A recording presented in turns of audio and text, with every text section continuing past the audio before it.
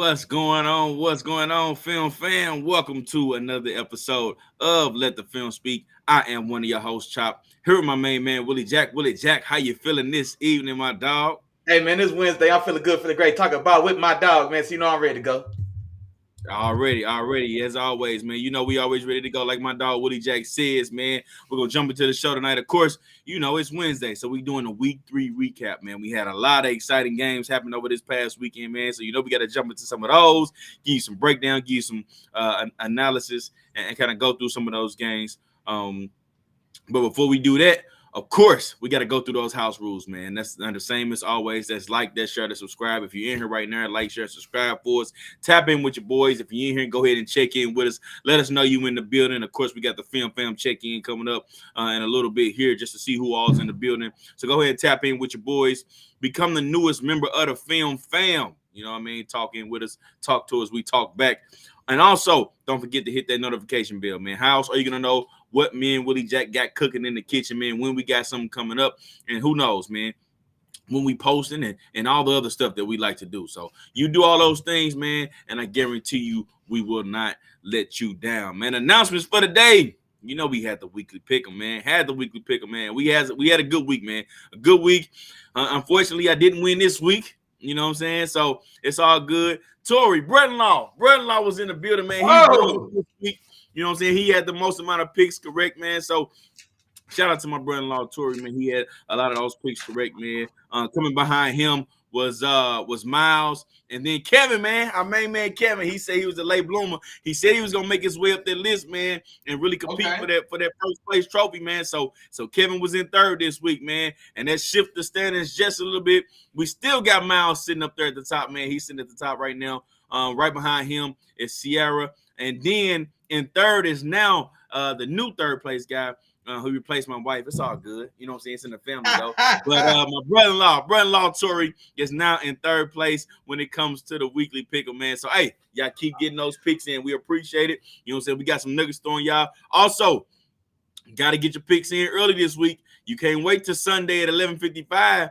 We got a London game this week. That game starts at 8:30 in the morning, man. So if you ain't up at 8:25 getting that pick in, you're going to be out of luck. That's just a game you ain't going to get a chance to pick. So make sure y'all paying attention to that this week, all right? Get them picks in, all right? So, Willie Jack, we ain't going to waste no time today, dog.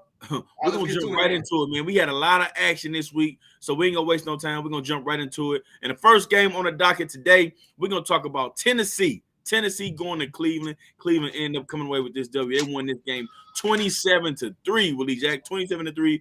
Willie Jack, what's your take on this one, big dog? Man, this game went completely different than I expected, man. I was hoping I was gonna get the same just gritty competitive Mike Vrabel Tennessee Titan team. But honestly, man, they were definitely completely overmatched. That's one thing we can be sure. Tennessee's roster, especially the offensive line, is just terrible. And like I said, we're 3-4 weeks into the season now. We still haven't really seen Tannehill and D Hop to get anything going. But the story of this game is definitely for Cleveland, man.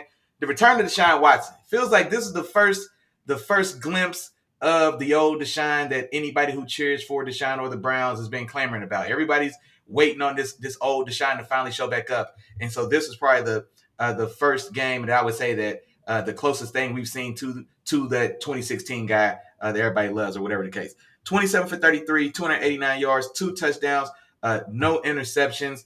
Big day for Amari Cooper as well, 7 for 116 and a touchdown. And then, yeah, man, they owe Amari another touchdown, man. He got a terrible whistle on another deep catch up the left sideline.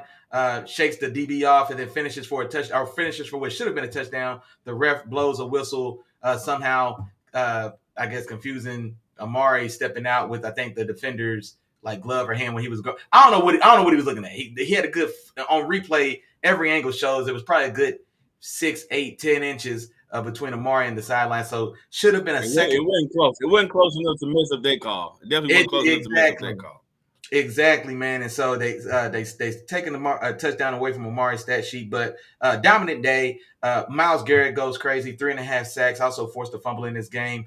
We got a glimpse of Kareem Hunt as well, 5 carries for 13 yards. And then Jerome Ford making his first start in place of Nick Chubb goes 10 for 18, does get a rushing touchdown. Also, it has 33 yards in the air and has a receiving touchdown as well. Yeah. And speaking of Myles Garrett, man, I felt like he came onto the scene, and I felt like he was listening to the show, Willie Jack. I felt like he was like, "Hey, man, y'all better not forget about me." Yeah, I heard a lot of T.J. Watt and a lot of Michael Parsons talk, man, but I'm over here doing my thing, and I'm leading one of the better defenses in the league right now. Just if you collected it off of the first 3 games, man. So Myles Garrett just reminding us, hey, don't forget about me in that conversation. You know what I'm saying? I ain't going nowhere. We got a long season, but I'm here, So shout out to Myles Garrett, man. Myles Garrett, 4.5 sacks on the season, sitting at third right now behind TJ Watt and Danielle Hunter. Danielle Hunter also is up there too. So that's where he's sitting. But yeah, man, I like a lot of what you said, Willie Jack. And one of the things for me, I wondered what Cleveland was going to look like after Chubb went down. We know that was the heart and soul of that offense. They ran everything through him, and when they wouldn't running it through him, it was play action off of him, So that's what they did a lot of with a lot of their offense. Performance. This is what we were kind of looking for. Now his back against the wall, and this is all on you now. It's taking no longer on the shoulders of Chubb, it's on the shoulders of you. And he didn't have any turnovers, threw for almost 300 yards, 2 touchdowns, no interceptions, and he showed a little bit of that playmaking ability, that ability to escape pressure, and get out of the pocket, extend plays, and just make something happen. And that's the type of play that we were used to with Deshaun Watson back in Houston when he was 30s. Now, I'm not sold on him just all the way being there yet. There's still some things he still needs to work on. Still holding the ball a little bit too long for my liking, and for me to get comfortable with. But I definitely saw some great things coming from Deshaun Watson. So that was one of the things I was looking for, and he showed up, man. And they dominated this game 27-3. No doubt. For sure. On to the next one, Willie Jack. We had Atlanta. Atlanta go to Detroit to take on the Lions, man. And the Lions win this game 20-6. And this is kind of like Willie Jack said, man. Kind of like Willie Jack said. What is Atlanta going to do if Detroit jumps out? Okay. Now, don't get me wrong. Detroit didn't just jump out, and explode on Atlanta, and let's man, looking at the final score, I mean, you can see that. Normally, Jared Goff has no problem putting up 30 points. But in this particular game, they didn't just jump out on them. But it still put them in position at some point in this game where, all right, we can no longer just lean on Tyler Algier and Bijan Robinson to carry us with this run game. We have to lean on Ritter, and they really got out the Ritter, man. 7 sacks on the game, 2 by Hutch. That's what I'm gonna call him, Aiden Hutchinson, man. I'm gonna call him Hutch. But 2 sacks by Aiden Hutchinson, man. He had a pretty good game this game, and then only 44 total yards on the ground.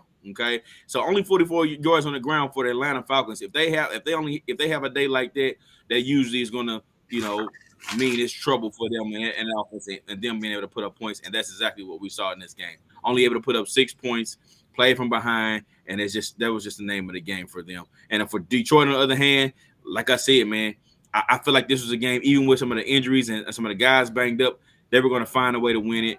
They made key plays when they needed to. Amon-Ra St. Brown stepped up. I knew that was one of the names I threw out there. Jared Goff. And then, of course, that defense played lights out. So shout out to Detroit, man, for coming away with this win. A must-win game for them almost. But they come away with it, man. They win this one 20-6. No, exactly right, man. And the Detroit only scoring 20. I think that's more a credit to that Atlanta defense, man. They've got some. They did a lot in free agency. They brought over a lot of established veterans, and they've been playing pretty well this far this season. Jesse Bates, a high-priced free agent, they brought over from Cincinnati as safety. He had another interception in this game, so he's still earning his money. But I agree with everything you said, man, as far as the game. I do want to give a shout-out to one of them youngsters, man, Sam Laporta, rookie tight end from this year's class. I think he was in both our top 5, I believe. He was out of Iowa. Them Iowa tight ends, man. Yeah, I'm telling you. Yeah, them Iowa tight ends, they own something over there. But 8 for 84 and a touchdown for him as well. So wanted to shout him out. Then also, man, this Detroit Lions draft class is doing their thing. Brian Branch has another big day. 11 tackles, all of them solo. 3 tackles for a loss and also 2 passes. 11 solo tackles? Yes. 11 solo tackles. And you know 3 what? tackles for a loss. I was getting ready to act super surprised, but then I remember he was one of the most sure tacklers coming out of this draft. Like when you watch his film, I know one thing Willie Jack you talked about was the fact that he was a tweener. Like he wasn't a corner, but No, he wasn't a they safety. listed him as a safety, but he was a corner. He was just a nickel corner. Like he But didn't but, have any. but he could tackle, man. He could Oh definitely yeah, for tackle. sure. Yeah. But go ahead. I ain't mean to cut you off though. No, exactly. No, you're exactly right. You're exactly right, and that's definitely something he did very well at Alabama. And so nah, man, he's staying true to form, man. He's out there making plays, man. So and this is a guy. Well, I think he's like 5'10", 190 pounds as well. And so also, like I said, playing in the backfield as well, man. 3 tackles for a loss, and so he's a guy that's definitely living up to the. What his name had kind of cooled towards preseason or towards the draft season as it got wore on. He was a guy initially looked at top 10 and ended up sliding to the second round, but definitely appears to be a steal at this point.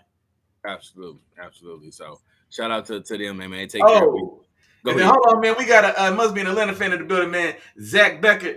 Hey, Zach Becker said, man, free Kyle Pitts. Man, yeah, they need to do something, man. Look, Kyle's the leading receiver for Atlanta in that game. He had 5 catches for 41 yards. But yeah, man, I think my dog Chop had mentioned something about he's probably gonna have to get somewhere else and kind of get a restart or rejuvenate and boost his career because it just doesn't. I mean, this early in his career, and especially the direction, the scheme that Atlanta's using, it doesn't seem like it's just gonna kind of cater to what he could potentially have to offer. And so maybe he does get a chance to restart himself over, like we saw with T.J. Hockenson, like we saw with Evan Ingram as well, and so like we've seen with other people, Stephon Diggs. And so yeah, so no, I'm with you though, man. It's you know what? Zach Becker, shout out to Zach Becker. Free KP from now on, Chop. Free KP, Chop. Free KP. Hey, and that's I'm on board. I'm on board. We can free KP for sure. Let's free KP, dog. I think you're right, Chop. Get his ass out of there, man. Get him somewhere else, man. Let's free KP for sure from now on, big dog. Free KP. Shout out to Zach Becker in the building. All right, we starting the trend right now. We're gonna sign that petition. And matter of fact, give it to me. I can take it to Zach at work. Zach, one of my coworkers, man. Shout out to Zach. I appreciate you.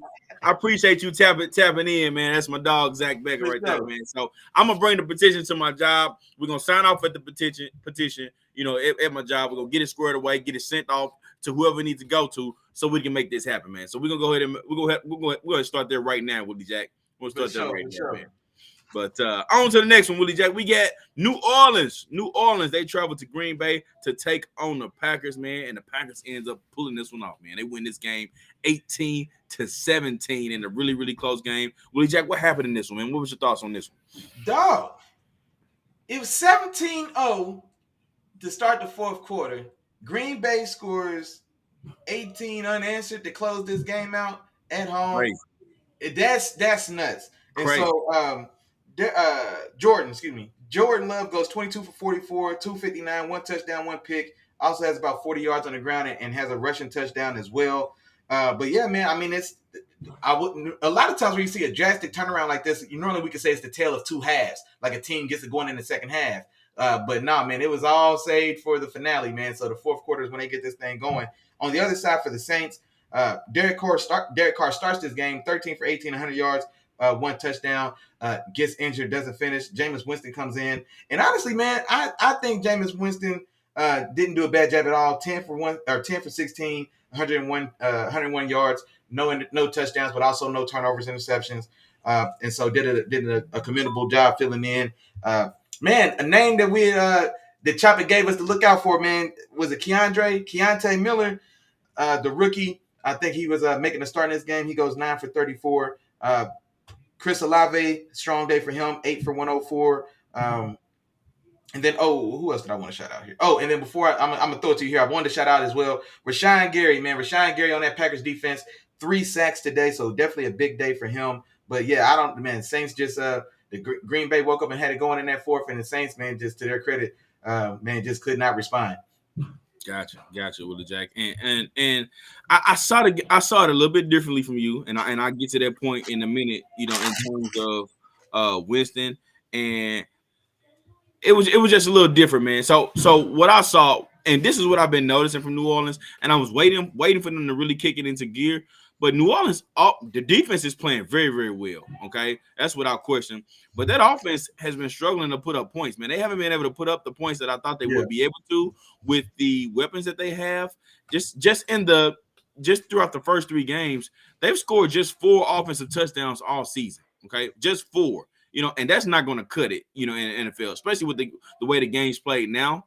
4 touchdowns in 3 games That won't get you a lot of wins. If your defense wasn't as good, you could very well be 0-3 at this moment. Okay, they haven't scored over 20 points in any game.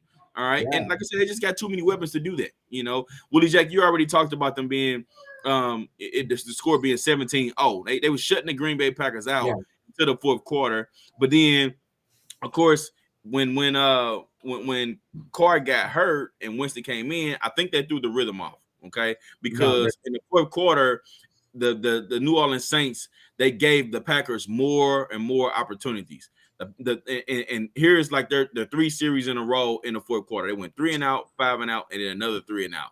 You know what I'm saying? So they weren't holding the ball long at all in the fourth quarter. Yeah. They weren't able to run any clock. They didn't have a good run game. They weren't able to sustain any drives or put up any more points. So when you do that and you give a team that many opportunities, eventually they're going to cash in. And that's what Love and that offense was able to do. And the thing about Love too, man, when you watch him, he may have some mistakes. He may throw some balls that may be a little bit off, but or make some mistakes in terms of just the way that he's seeing the field.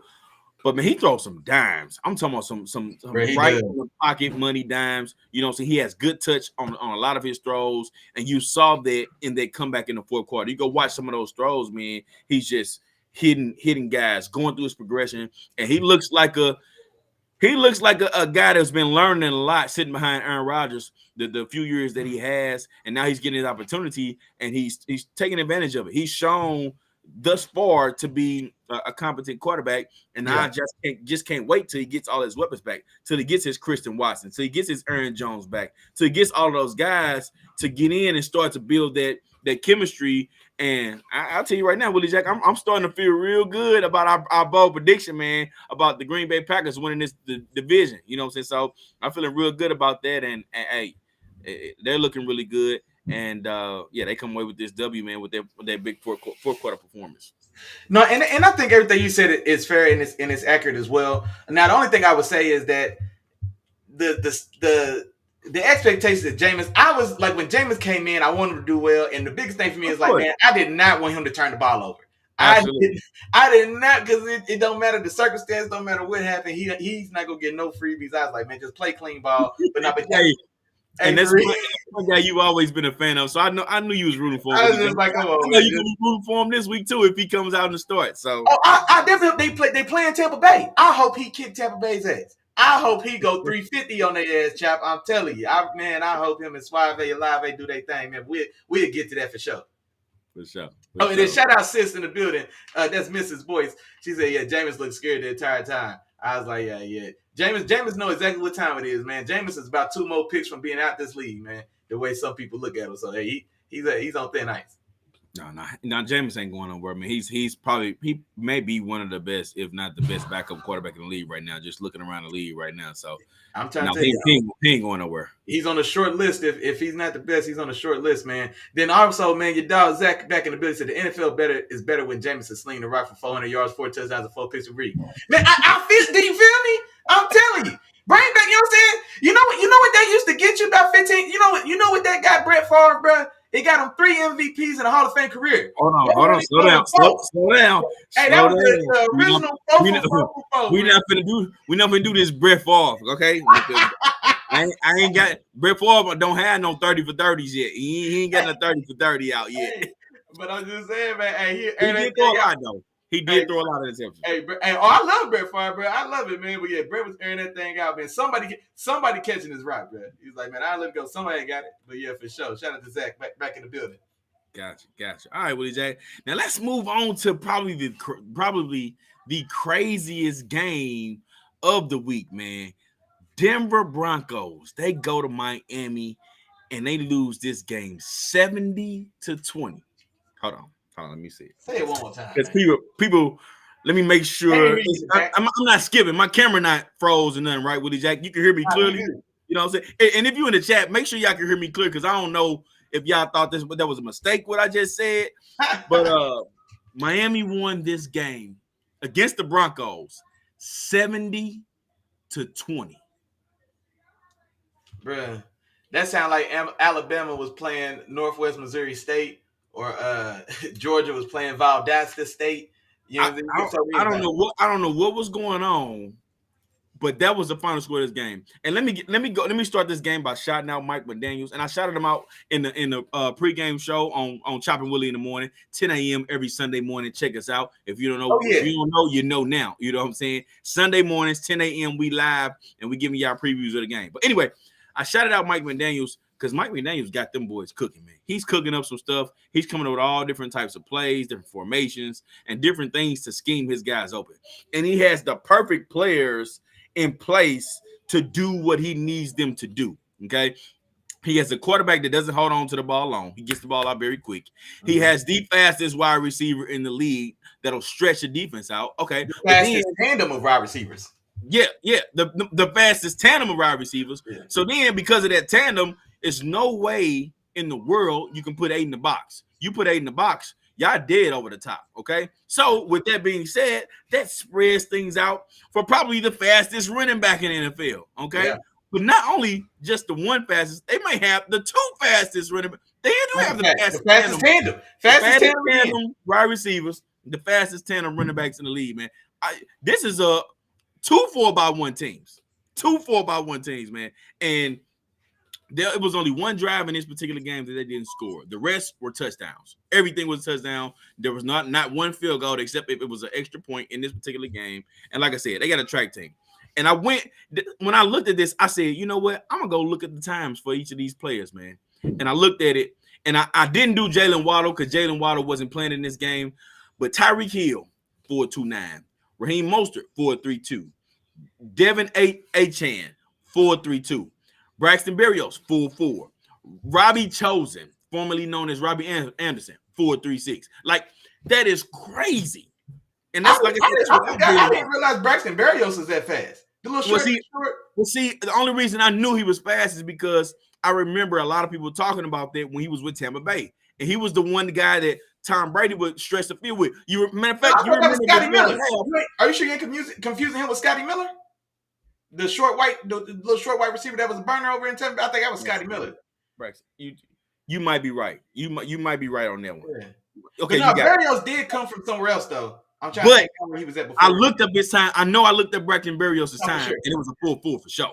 You know what I'm saying? So all of those guys are fast. And like I said, that's without Jalen Waddle. When Jalen Waddle is in the lineup, that's another 4.3 added to the lineup. So good luck sticking these guys or keeping up with them, you know, with all the routes and the things that Mike McDaniels is creating over there and then offense, man. It was embarrassing for the Broncos. I mean, and then also the turnovers didn't help. Cortland Sutton had 2 fumbles. Russell Wilson threw an interception. You know, so those things didn't help. And then it reminded me, Willie Jack, to go back to what my dog Willie Jack said in the beginning of the season. When Sean Payton made that comment about this being the worst coaching job in NFL history, okay? I tell you what's my guy who coached last year for the Broncos, the head coach? He's with the Jets now. Hackett, Nathaniel Hackett. Yeah, Hackett. We can all agree that was a bad coaching job. But I tell you what Hackett didn't do, he didn't lose give up 70 points in a game as a head coach. He didn't do that.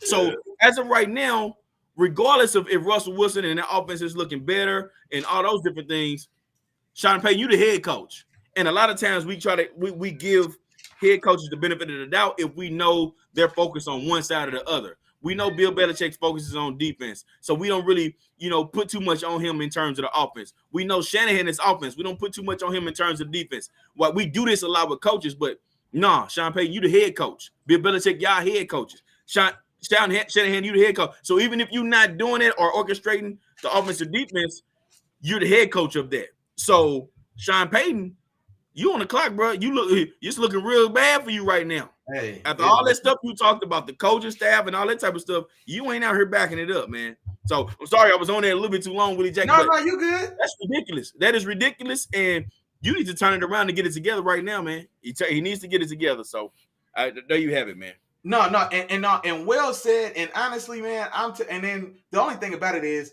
they gave up so much. They're paying them so much that they're stuck with them. They gave us so much to bring over Russ. This may be the 2 worst off seasons that an organization has had consecutively in recent memory, because that Russell Wilson deal is at this time going down as some of the worst money spent. to bring in a free agent quarterback, and then they followed it up the next season by bringing in Sean Payton, who 4 games into his stretch getting 50 ball. Getting 50 ball, man, to a team. He was in, and then they had pulled some quotes. Somebody had pulled some receipts where he had came out in the press publicly and stated that Tua was going to be would be or should be benched in favor of, I think, Teddy Bridgewater. And then also, I guess Mike McDaniels grew up in the Denver area. He was a ball boy for Denver as a youngster. And then when he was coming up through the coaching ranks, Denver wouldn't even accept him as an applicant for the head coaching job. And then, of course, he signs in Miami, and then, of course, goes and drops 50 on his childhood team. And so, yeah. And then here's the other thing about that as well, is that the NFL record for points, I think, is 72. 73. No, it's 72. Right, it is 72. It's 72. Yeah. We could have had 73. Okay. Exactly, yeah. And so they turned down. They started turning down points. They definitely could have got 3 more points and set that record. And I guess it's hard to say that the classy move was done to not, I guess, keep piling it on. But when we already 50 balled you, bro, I don't know what's 50. If I'm that close, bro, I'm not gonna lie. If I'm made aware and we're already just moving like we're moving, I mean, I'm probably gonna go ahead and get the record, man. This is a once in a lifetime, or we should assume a once in a lifetime style of game, man. When you see this type of thing happen, but no, getting into the game itself, man. Fantasy owners, I know you guys were doing backflips in your living rooms. Everybody with a Dolphins jersey that played offense got some. So Tua goes 23 for 26. 23 for 26. You'd have thought I was talking about a high school 7-on-7 match. 23 for 26 in the National Football League. 309 yards, 4 touchdowns, no interceptions. Mike White comes in, gets some love, goes 2 for 2, and tosses a 70-yard bomb as well in this game. On your boy Pat Surtain now. Divine A-Chain. Slow down. They had already gave up, bro. They ain't record good to him. They was down 40. He was like, man, I ain't going this dude. Hey, I ain't gonna lie. It was a point in that game. He should have just pulled up and grabbed his hammy. Somebody come get me. Yeah, just pull up and grab your hammy, bro. Hey. Matter of fact, remember we were just talking about I guess it was a high school game where it was 96-0 at halftime. Remember what I told you we would have did? That's what Patrick Surtain was on the verge of saying, hey, coach, I don't know what you call it. I'm playing my own defense. Or I'm about to go play some defensive tackle in a minute, man. Because I'm down 40, 50. You got to be out here guarding this dude that's running the 4-3-6. Man, I ain't finna keep running after these dudes, man. They wasn't shy at all about putting them points on the board for sure. Big day for Devin A-Chain, man, the rookie running back. I think I had to Texas A&M if I remember right. 18 for 203 and 2 touchdowns rushing. Has 30 yards and another 2 touchdowns receiving as well. So a 4 touchdown day for him. And now here's the thing as well. Shout out to Sis, man. Shout out to Mrs. Boyce in the building, because on Sunday, Chop Willie in the morning, hosted at 10 a.m. by the wonderfully and handsome intelligent brothers that let the film speak, Chop Willie Jack. Y'all can tap in. But yeah, she was on the show Sunday morning, and she told us that Raheem Mostert was due to have a big day, and he damn sure did. He goes 13 for 82. 3 touchdowns on the ground, another 60 receiving, and another touchdown for him as well. So she definitely called that one. Both running backs had 4 touchdowns apiece. Bruh. 2 running backs on that team had 4 touchdowns apiece, bruh. It sound like I'm starting to put together a football crib. To me, that's what it sounds like. You know what I'm saying? It sound like everybody know what they talk about in the chop shop. You know what I'm saying? So everybody learning a little something in the crib, and then keeping it going. Tyreek is Tyreek, man. 9 for 157 and 1 touchdown. Tyreek was probably the least impressive star on this team, and his stat line was 9 for 157 and a touchdown. That was the least impressive dog. That was the least impressive stat line out of anybody I just listed. That was a damn good day. And then shout out to Emmanuel Ogbah, man, one of those big boys up front, has a sack and also has an interception in this game, man. So big days all the way around for Miami. Denver, I'm telling you, this is a lost year. I don't know what they could do. I don't know, man. I don't know where you go from here. I don't know how Sean Payton, especially with his his attitude and the way he's definitely not shy about his own ability. And so now I'm wondering how he's getting looked at in that building and in that locker room. Because you got 50 ball you got 50 ball on the road. But that's just like Chop was saying earlier. it's the players got to play. But nah, man, there's something wrong, man, in the scheme and in the coach. I can't when you get 50 ball, man, that definitely falls in the coach's lap for me. And so terrible job there. 726 total yards by Miami to only 363 from Denver. That is nuts. But yeah, Miami's rolling, man, looking like the most dangerous team in this league.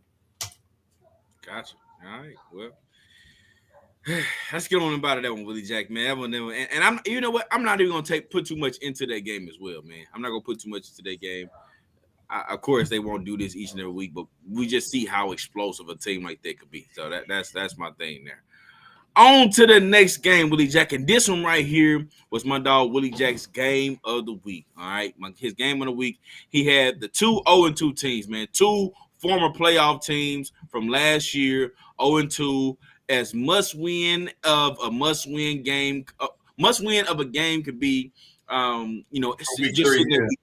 Of course, there's a lot of football left, but two playoff teams sitting at 0-2 have high dreams and high aspirations, man.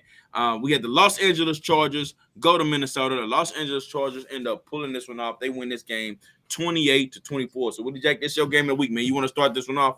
Yeah, sure, man. So, big day for your boy Justin Herbert, man. 40 for 47, 405 yards, 3 touchdowns, no interceptions.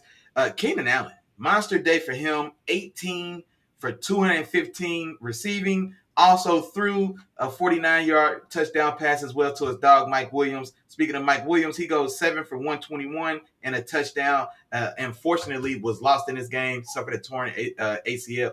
I believe it was an ACL. Suffered a torn ACL and is, of course, missed the remainder of this season. And then the guy who we should probably expect to step in as the full-time starter now that he's down, Joshua Palmer, 4 for 66 and a touchdown for him. God damn, who all had touchdowns? And then Dylan Parham, tight end, had 2 touchdowns, 4 yards receiving, but 2 touchdowns. So get it how you live, Playboy. And so, yeah, so the offense is definitely clicking. The offense is definitely rolling. On the other side of this, man, Kirk Cousins goes 32 for 50, 367, 3 touchdowns and the interception. Matheson goes 20 for 93. Justin Jefferson goes 7 for 149 and a touchdown. So the story for me in this game, man, there was a point in this game, late in the game, Chargers have the ball. They're deep in their own end. I want to say they're inside their own 25 or so. Inside their own 25 or their own 20. Something ridiculous like this. They don't get the first down. They were in position to, if they can run a 4-minute offense, because this is what I was looking for. I was in the chat when Minnesota gave the ball back. All you got to do is wind down the clock. Justin Herbert, let me see it, man. Let me see your 4-minute offense. Take this one on home. They, of course, don't. They get stoned. It should be a 3-and-out. You should punt the ball and play ball. Brandon Staley, head coach Brandon Staley, is up to his own shenanigans, Chop. I thought maybe he had grown out of this. And here's another one. Brandon Staley, supposed to be a defensive mind, and yet, when things happen or decisions are made for this team on offense, man, we tend to start blaming the OC and blame. No, he the head coach. He made that decision to do what to go for that on his own 25 in the fourth quarter to put his team in that position, man. He did that. And then on top of that, you don't put it in the hands of your the guy you just gave all this money to. You handed it off to your second string running back. That's exactly where I was gonna go. If you're gonna, first off, I see no reason at all to go for it here. But if you go for it, just like my dog Chop just alluded to, why is the ball not in the hands of our $250 million quarterback? He's 2 months off of signing for $250 million. He got 400 yards on the day. Why don't we give it to this guy? You know what that tells me, Chop? Brandon Staley been watching the show. He knows if he'd have gave Jellyfish Justin that ball on 4th down, it'd have fooled around been a sack fumble. And then they lost the game on a sack fumble. But anywho, you give it up to the back. It could have been a sack fumble. Might as well been a sack fumble. And hindsight, might as well. It was 4th down. It was 4th down. They didn't get it. No, exactly. Well, unless Minnesota recovers. But no, so they don't get it. You pretty much give this ball to Minnesota. And then what does Minnesota do? Not to be outdone. Not to be outdone, Chop. I'm convinced Minnesota doesn't want to win the game this year, bro. Because they've thrown. This is the second game. This is the second game definitively that they've cost themselves. They realistically, and I hate to put this on Jordan Jefferson, but the fumble at the goal line in that Eagles game probably cost you that game. Because that's a 10-point swing right there. So I hate to do that to you because you're my dog, but I mean, that probably cost you a game right there. That 10-point swing of a play, and then you get this one. You get Kirk Cousins driving down to what was it, Chop? The 7-yard line. They get to the 7-yard line with like 31 seconds on the clock. Kirk Cousins winds the clock down. They could have got up and spiked it, or get up and spike it. I think they take 22 seconds. It was about 15 extra seconds for sure. Yeah, he sit there, takes his time. They let like a good 15 to 18 seconds come off the clock, and then after all that BS you did, then you throw a gosh dang interception in the end zone to give the game back to the Chargers team. So I mean, this was definitely was, I guess, an exciting game, but maybe for a couple of the wrong reasons. But a win is a win. I was talking about it last week. A win is a win is a win, man. Blind, cripple, crazy, tall, skinny, and fat. A win is a win, so the Chargers definitely will take it. And then the thing about this is, man, the chances of making the playoffs when you're 0-2 are like, I think it's like 56% of the time you may not, like the number show 56% of the time or something like that, you don't make the playoffs 0-2. 0-3, I think that number drops from like 56% chance to like an 8 or a 12% chance, something in there. So you all but eliminate yourself from the postseason unless you go on like an historical style run to rebound from an 0-3 start. And so this is a disaster of a year for Minnesota. I mean, there's been talks or whatever that this is probably going to be Kurt's last season in Minnesota. And with performances like this, we leave the ball in your hands. I can't see. I just hate how that whole scenario played out. Like, I'd rather they spike the ball and then he has that same play and throws that same interception, but we did it in a manner because they just made the play and beat us. But, man, it felt like he just, in an effort to make sure he remained calm, he just completely just botched and mishandled the situation. The moment definitely felt too big for him. And then, man, then you go and throw that ugly interception. I can't remember who was throwing it to. It wasn't an attempt at Jefferson or Hockenson, I can tell you that. But yeah, man, throws an interception and they lose this game. Gotcha. And I won't go too much longer, Willie Jack, on this one because I mean you said pretty much everything. But like you said, man, two dysfunctional teams can't get out of their own way. And I came away from this game not feeling like any of these teams, just being honest, look like legit playoff teams right now. Neither one of them.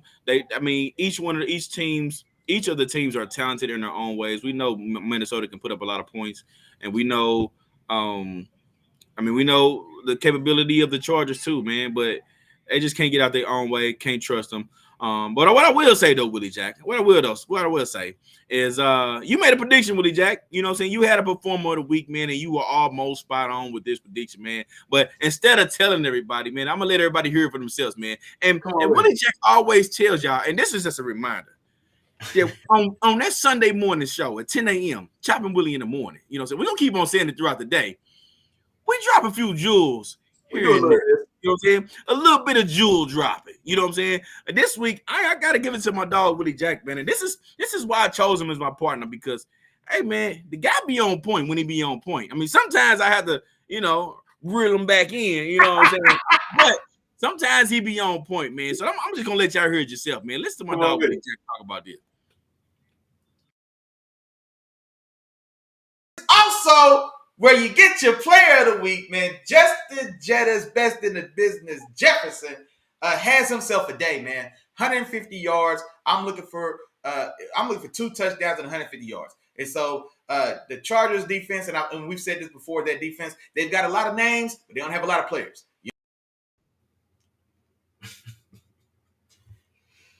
I mean, what can I say, man? What can I say? Oh, Chop, okay, you had froze on my screen a little bit, but now I got you now. But yeah, hey, what can I say, man? I was looking for it in a victory, man, but no, it was right on track, man. So he was right there in the mix.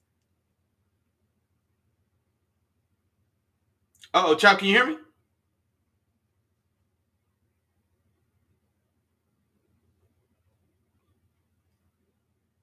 You can't hear me? Okay, I'm back now. I'm back. My stuff done froze. It froze all the way up, man. No. I guess my system probably ain't used to you being right. That's probably what it was. got a malfunction with my system, man. But like I said, man, every once in a while, my dog Willie Jack, man, he like to drop a few jewels, man. And that's what we do, chopping Willie in the morning. Man. We got a few predictions, man. So hey, y'all need to tune in, man. Y'all need to know the fantasy predictions or whatever, man. Hey, y'all gotta holler at your boys, man. For sure. Stop cheating yourself and treat yourself now. Come on, Sunday 10 o'clock. I'm tapping with your dog. Hey, you hear me? You better talk to him. All right, Willie Jack, man. Moving on to the next game, and we had New England Patriots go to the New York Jets. And they win this game on the road 15-10, man. 15-10. They come away with this W. And I knew it was going into this game, I knew it was gonna be a defensive game, man. But to be honest, both teams, to me, I kind of let this game feeling similar to how I felt with the Minnesota and Chargers game. And I'll tell you why. It wasn't that I feel like each team is dysfunctional, but I feel like each of the teams are limited in their own ways. And I feel like Minnesota and the Chargers are limited, but with the way that they coaches and turnovers and, we just talked about that. But with these two teams, I feel like both teams are just limited by their offense and their QB play, okay? And Wilson and the Jets, it's Wilson's maturity, it's his brain, it's his mind, the way he processes the game. The arm talent is there, man. The arm talent is there. And you even saw it in the game. You saw a few wild throws, man, hitting guys on the sideline with ease, quick release, enough velocity behind all of his throws. And truth be told, it was the reason why Willie Jack kind of fell in love with Zach Wilson going into the draft process, because everything talent-wise in terms of his arm is all there. Everything is there. It's just the pre and after snap reads. It's just a feel of the position, man. And when you play the quarterback position, man, you have to have a feel for it. You have to have a feel for the position. You got to know. You got to have a clock going off in your head. You got to know when the pressure is coming. You got to know which way you need to roll out. You need to be. Your technique needs to be on point. Like, you just have to have a feel for the position. You can't just play quarterback because you just have the skills.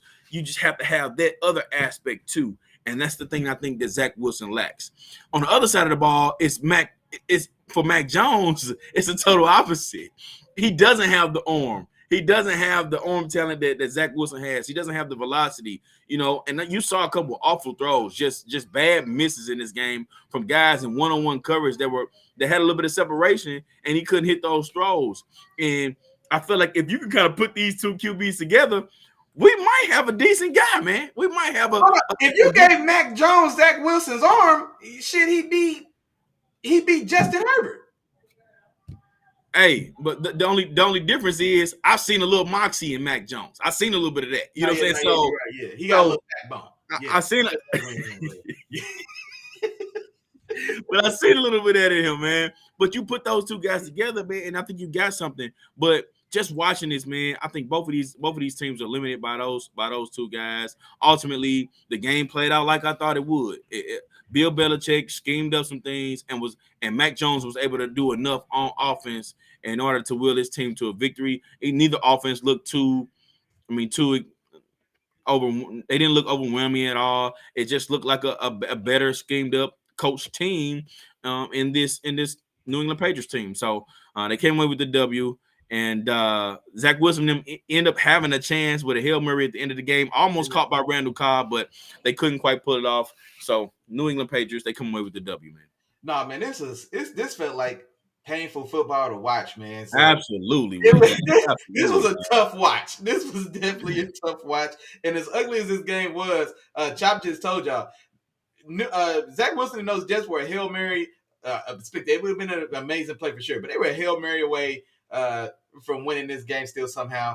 Only thing I want to add to this game, man, is we did have a Zeke sighting, man. For the first time, feel like Zeke got a little had a decent enough day. 16 carries, is the leading rusher with 80 yards. And so and then on the other side, man, seeing Ramondre Stevenson go 19 for 59. Next week, the Patriots, that they're going to play Dallas. And so, man, I would love to see Bill, man, go ahead and let Zeke line up as a starter, man, and man, feed him till he turned the ball down, man. That's what I want to see. I always want the players to have a chance to have their revenge game, man. Every player, doesn't matter who you are, man. If you play your old team, man, you want to show out a little bit. So hopefully Zeke gets the chance to do that. Gotcha. Oh, and hold on, man. Before we get out of here, man, shout out to Zach Becker. Zach Yeah, Becker, man. Christian has always been playing some ball. And I actually Absolutely. saw a graphic, and I think I reposted a graphic to the chat talking about the guys that he's lined up against. And then I saw a different graphic that gave the stats. And now, mind you, I'm just gonna make the comparison because of just the style of statistic that it shows. But the receiver, think about the magical Darrelle Revis year, where like Chad Johnson has a stat line 3 catches for 27 yards. Steve Smith has a stat line 4 catches for 16 yards. Anquan Bolden goes, like name guys. And so there's a graphic that shows his matchups to this point with names like A.J. Brown, Tyreek Hill. There was two more established kind of top 8 to 10 guys in the league. And I think he's given up a combined like 90 yards receiving across like big name guys when he's been lined up or in the guy playing the coverage. And so, man, he's playing phenomenal ball, man. Definitely the rookie from Oregon for sure. He was my number 2 guy, man. Chop didn't like him as much, but he was my number 2 guy, I want to say. Yeah. And the thing was he was lower on my list. He had all the skills. It was what Zach said. Zach called him a dog. And that was the thing I didn't know if he was. It's one thing. It's one thing to have all the skills, the guy and the guy that the footwork and the speed and agility and all those things that a cornerback needs. But it was a few times at the catch point where I didn't feel like he was physical enough. Where I didn't feel like he can go against some of those guys. And it's all right, Charles. I'm gonna say for it. He was soft. He was soft on film, man. We can say it. He could cover. He was soft. He was a little soft, man.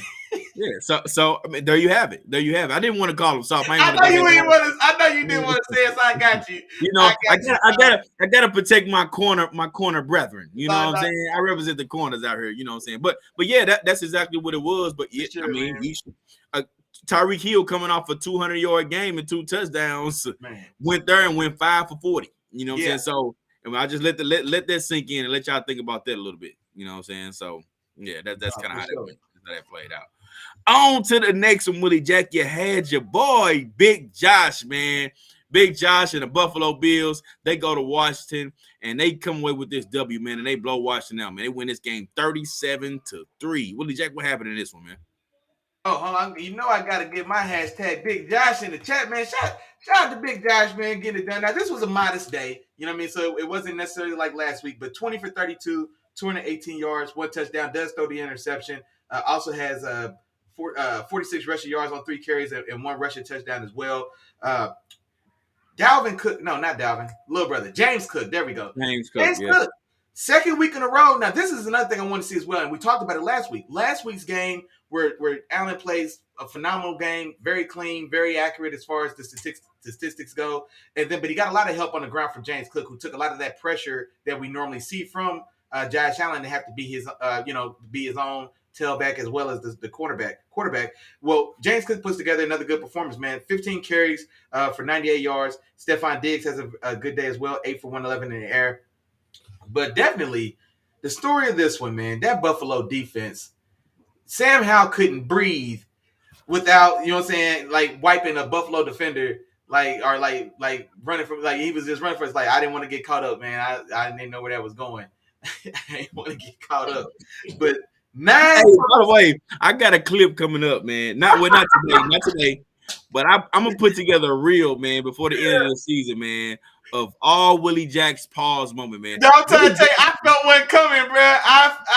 Man, look, all right. Willie Jack has the most pause moments on this show, man. I'm gonna put together a clip. I felt one coming, film fam, all the film that's out there, man. Stay tuned in, man. We got a clip coming up of all of Willie Jack's pause moments, man. Y'all stay tuned. Hey, I see this guy would come inside to catch myself, man. But nine sacks. I want to shout out a guy.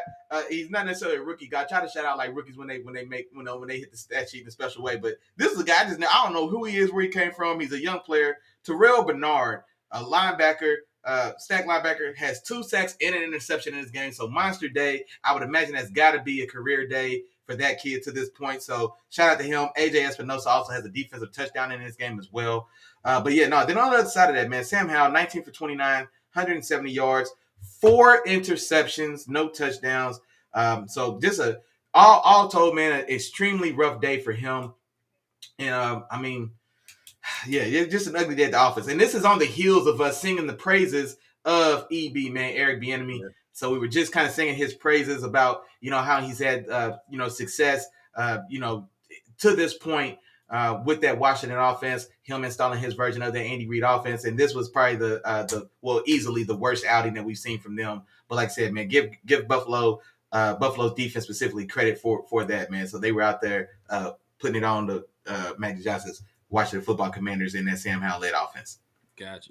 And the big thing for them is going to be how do they bounce back, Willie Jack? We've been singing their praises, and every team has bad games. There's not a team in this league that won't have a bad week. You know what I'm saying? So after you had that bad week, how do you bounce back? Do y'all stay in this slump that y'all were in this past game, or do y'all come back out of it and play some more competitive ball? You know what I'm saying? That's what we want to see from this team, and that'll really show us that, this team has a little bit of that mental toughness. They're able to go through and fight through adversity. That's what we have to see from a team that's supposed to be or could potentially be a wild card team in this weak NFC. I would like to call it. So, but yeah, man, like you said, Willie Jack, it was just a rough game for this team offensively. You talked about the 4 interceptions. He also had a fumble. He was sacked 9 total times in this game and got hit 15 QB hits. And when the stats look like that, when you put everything together, I mean, it's literally no way you can win. On the other side of that, though, Willie Jack, I will say, like you mentioned, it wasn't as clean from Josh Allen in this Bills offense. And these are the things that we saw a little bit in week 1, okay? In week 1, we saw him forcing some balls, which and putting his team in a position where, they could have those turnovers. And we saw a little bit of that, so Josh Allen has to continue to work on that part of his game and continue to clean it up because it wasn't the cleanest. But when your defense goes out and plays the way that they play, and then you get a little bit of help from James Cook, you can afford to have those mistakes and still be all right. You know what I'm saying? So there's still a lot of stuff to work on for this Buffalo Bills offense. Don't be confused by the score in this particular game.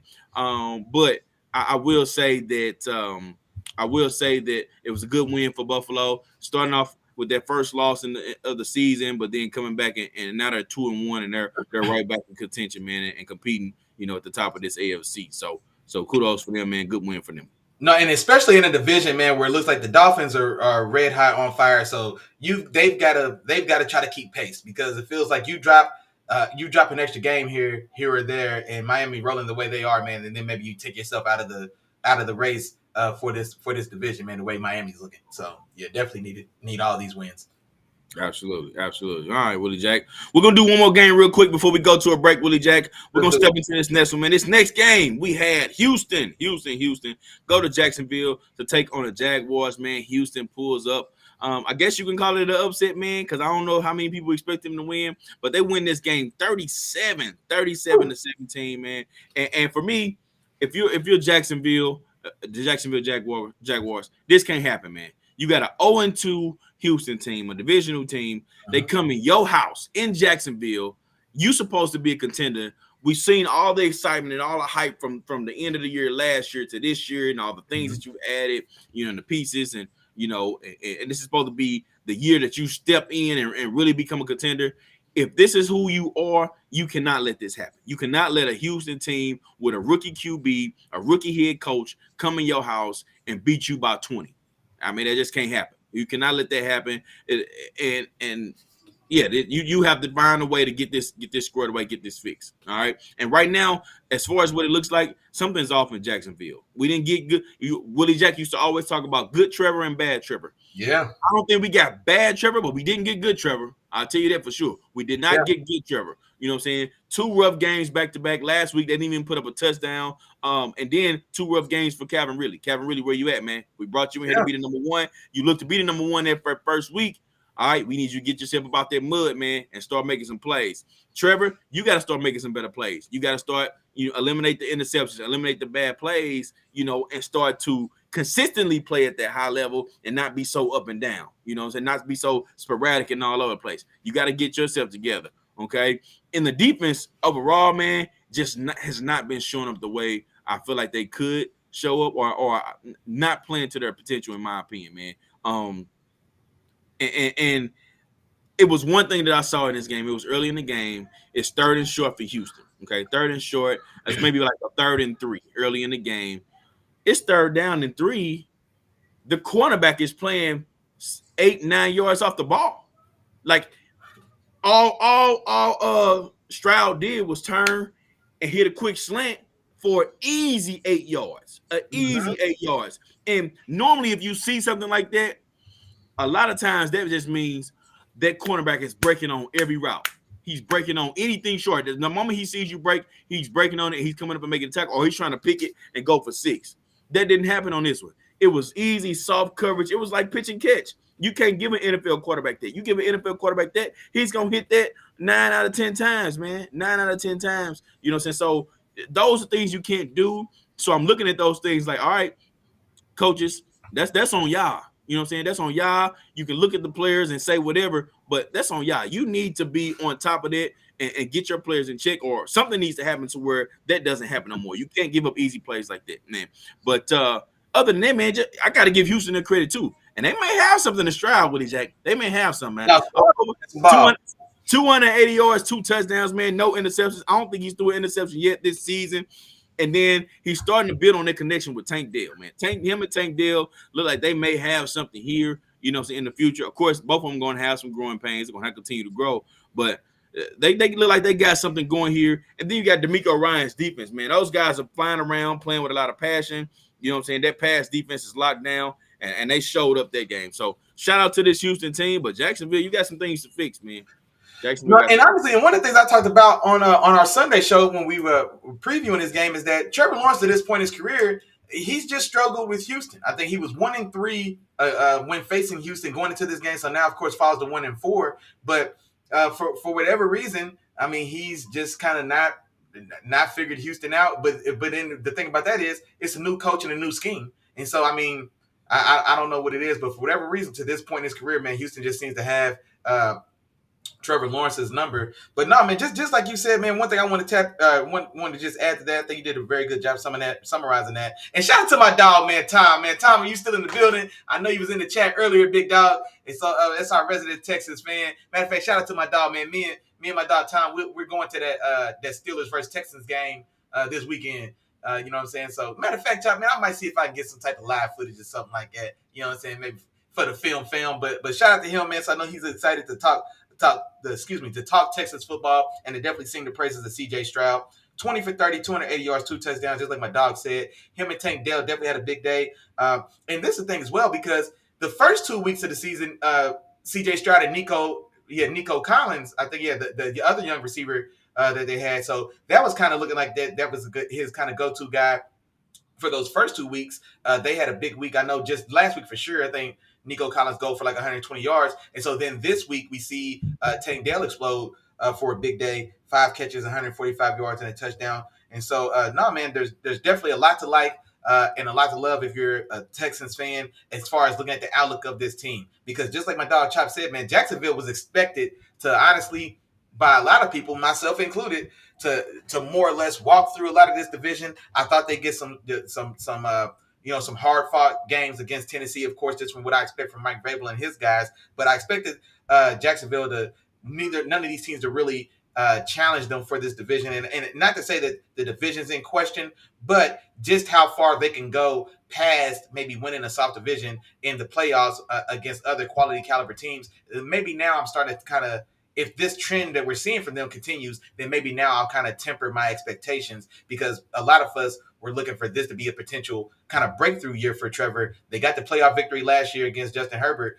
in that opening week game, but this was a dark horse team, so to say, that, maybe this is maybe they get a chance to backdoor and get into that AFC Championship game, and maybe give a Bengals or a Chiefs team kind of a run for their money, with preseason looking into this season. But anywho, like I said, man, so definitely want to see what Doug Peterson and the bunch do down there to get Trevor back on track and to kind of get things turned back around for this team who, like I said, man, who have a lot of high hopes going into this season. Absolutely. So, yeah, we would love to see that, Willie Jack. Love to see it. All right, Willie Jack. Now, before we get into the second half of the show, man, we got a few more games left. We're gonna definitely jump into those, man. Of course, we still got my game in a week left, man, and I got a few more things for y'all too, man. We had a few more jewels that Willie Jack dropped on us this past Sunday, man. So we got those coming up on the other side of the show. But as of right now, man, I need y'all to tune in to my dog Willie Jack. My dog Willie Jack about to tell y'all something and tell y'all some things y'all need to follow, man. So listen to my dog Willie Jack so we can get y'all straight. Come on. Episode of Let the Film Speak, hosted by the wonderfully handsome and intelligent brothers of Let the Film Speak. That's Chop and your main man, Willie Jack. You feel me? Also brought to you by the three amigos. Y'all know them and you love them, man. That's the three amigos. That's like, that's share, that's subscribe, that's three the hard way, that's a three-piece spicy. You cannot go wrong. Now, I say the same thing every week, so y'all can say that at home with me. I know y'all ready for it. Here we go. It's three amigos, but it's four parts to this process, big dog. First, you just got tapped in. Like my dog said, man, come in, tap in, just say what's up, man. Just holler. Hey, what's up, three amigos, man? Like, share, subscribe. Hey, Chop, man, Willie, man, what's going on, man? It's cool. I sit on the couch for sure. Y'all got some cold to drink? Oh man, my man. Yeah. Oh yeah. By the way, man, I'm a Broncos fan. That's all you got to do. That's it. That's easy. And Chop, come in, sit down, get comfortable, get a cool adult beverage, and let us know who you ride with, big dog. Then tell a friend. Like, man, that's a nice feeling here, ain't it? Man, it's cool, man. My homeboy was out. He was down. Man, it's cool. I can tell a friend. Tell a friend, man. And you know what? Even better than that, you can tell your friend to tell a friend. Guess what? There's more. You can tell your friend to bring his partner to. Bring one more because we need four, man. Bring them up into the penthouse. Tap in with your dogs, man. Wednesdays at 7 o'clock. You know we don't wear no watches. We ain't got nowhere else to be but in here kicking football flavor with the fam. And now back to the regularly scheduled program. All right. All right, and this is the regularly scheduled programming, man. So, hey, I appreciate you, dog. I appreciate my dog Willie Jack, man. I hope y'all listened and was paying attention to what my dog Willie Jack said, man. And I hope y'all following the instructions, man, because we need y'all to do this because we need more people in here. You know what I'm saying? We need more people in here to talk some football, talk to us, because we talk back, as we always like to say. All right, don't keep it to yourselves. You know what I'm saying? Ain't no fun if everybody can't get none, man. You can't hog it. You can't hog it, man. You can't hog it, man. Dang. On to the second half of this show, Willie Jack. And the first game I want to jump into, I want to talk about this Indianapolis going to Baltimore, man. Indianapolis comes away with this W on the road, 22-19.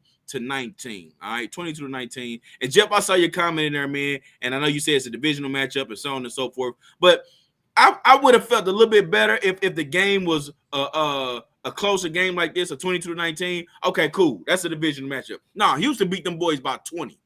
That's a different type of ball game, and that's what really has me worried in terms of this. Okay, but this Indianapolis and Baltimore game, man. Indianapolis, like I said, wins this game 22-19, and it was another divisional matchup, strong game.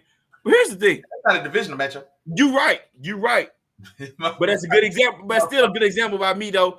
That is not a divisional matchup. But at the same time, if the score was closer.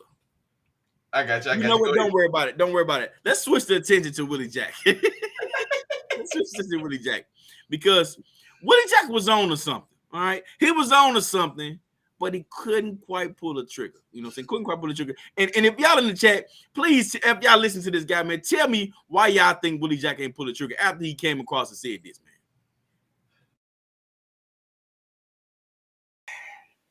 I wanted to call for the upset, man. You wanted to?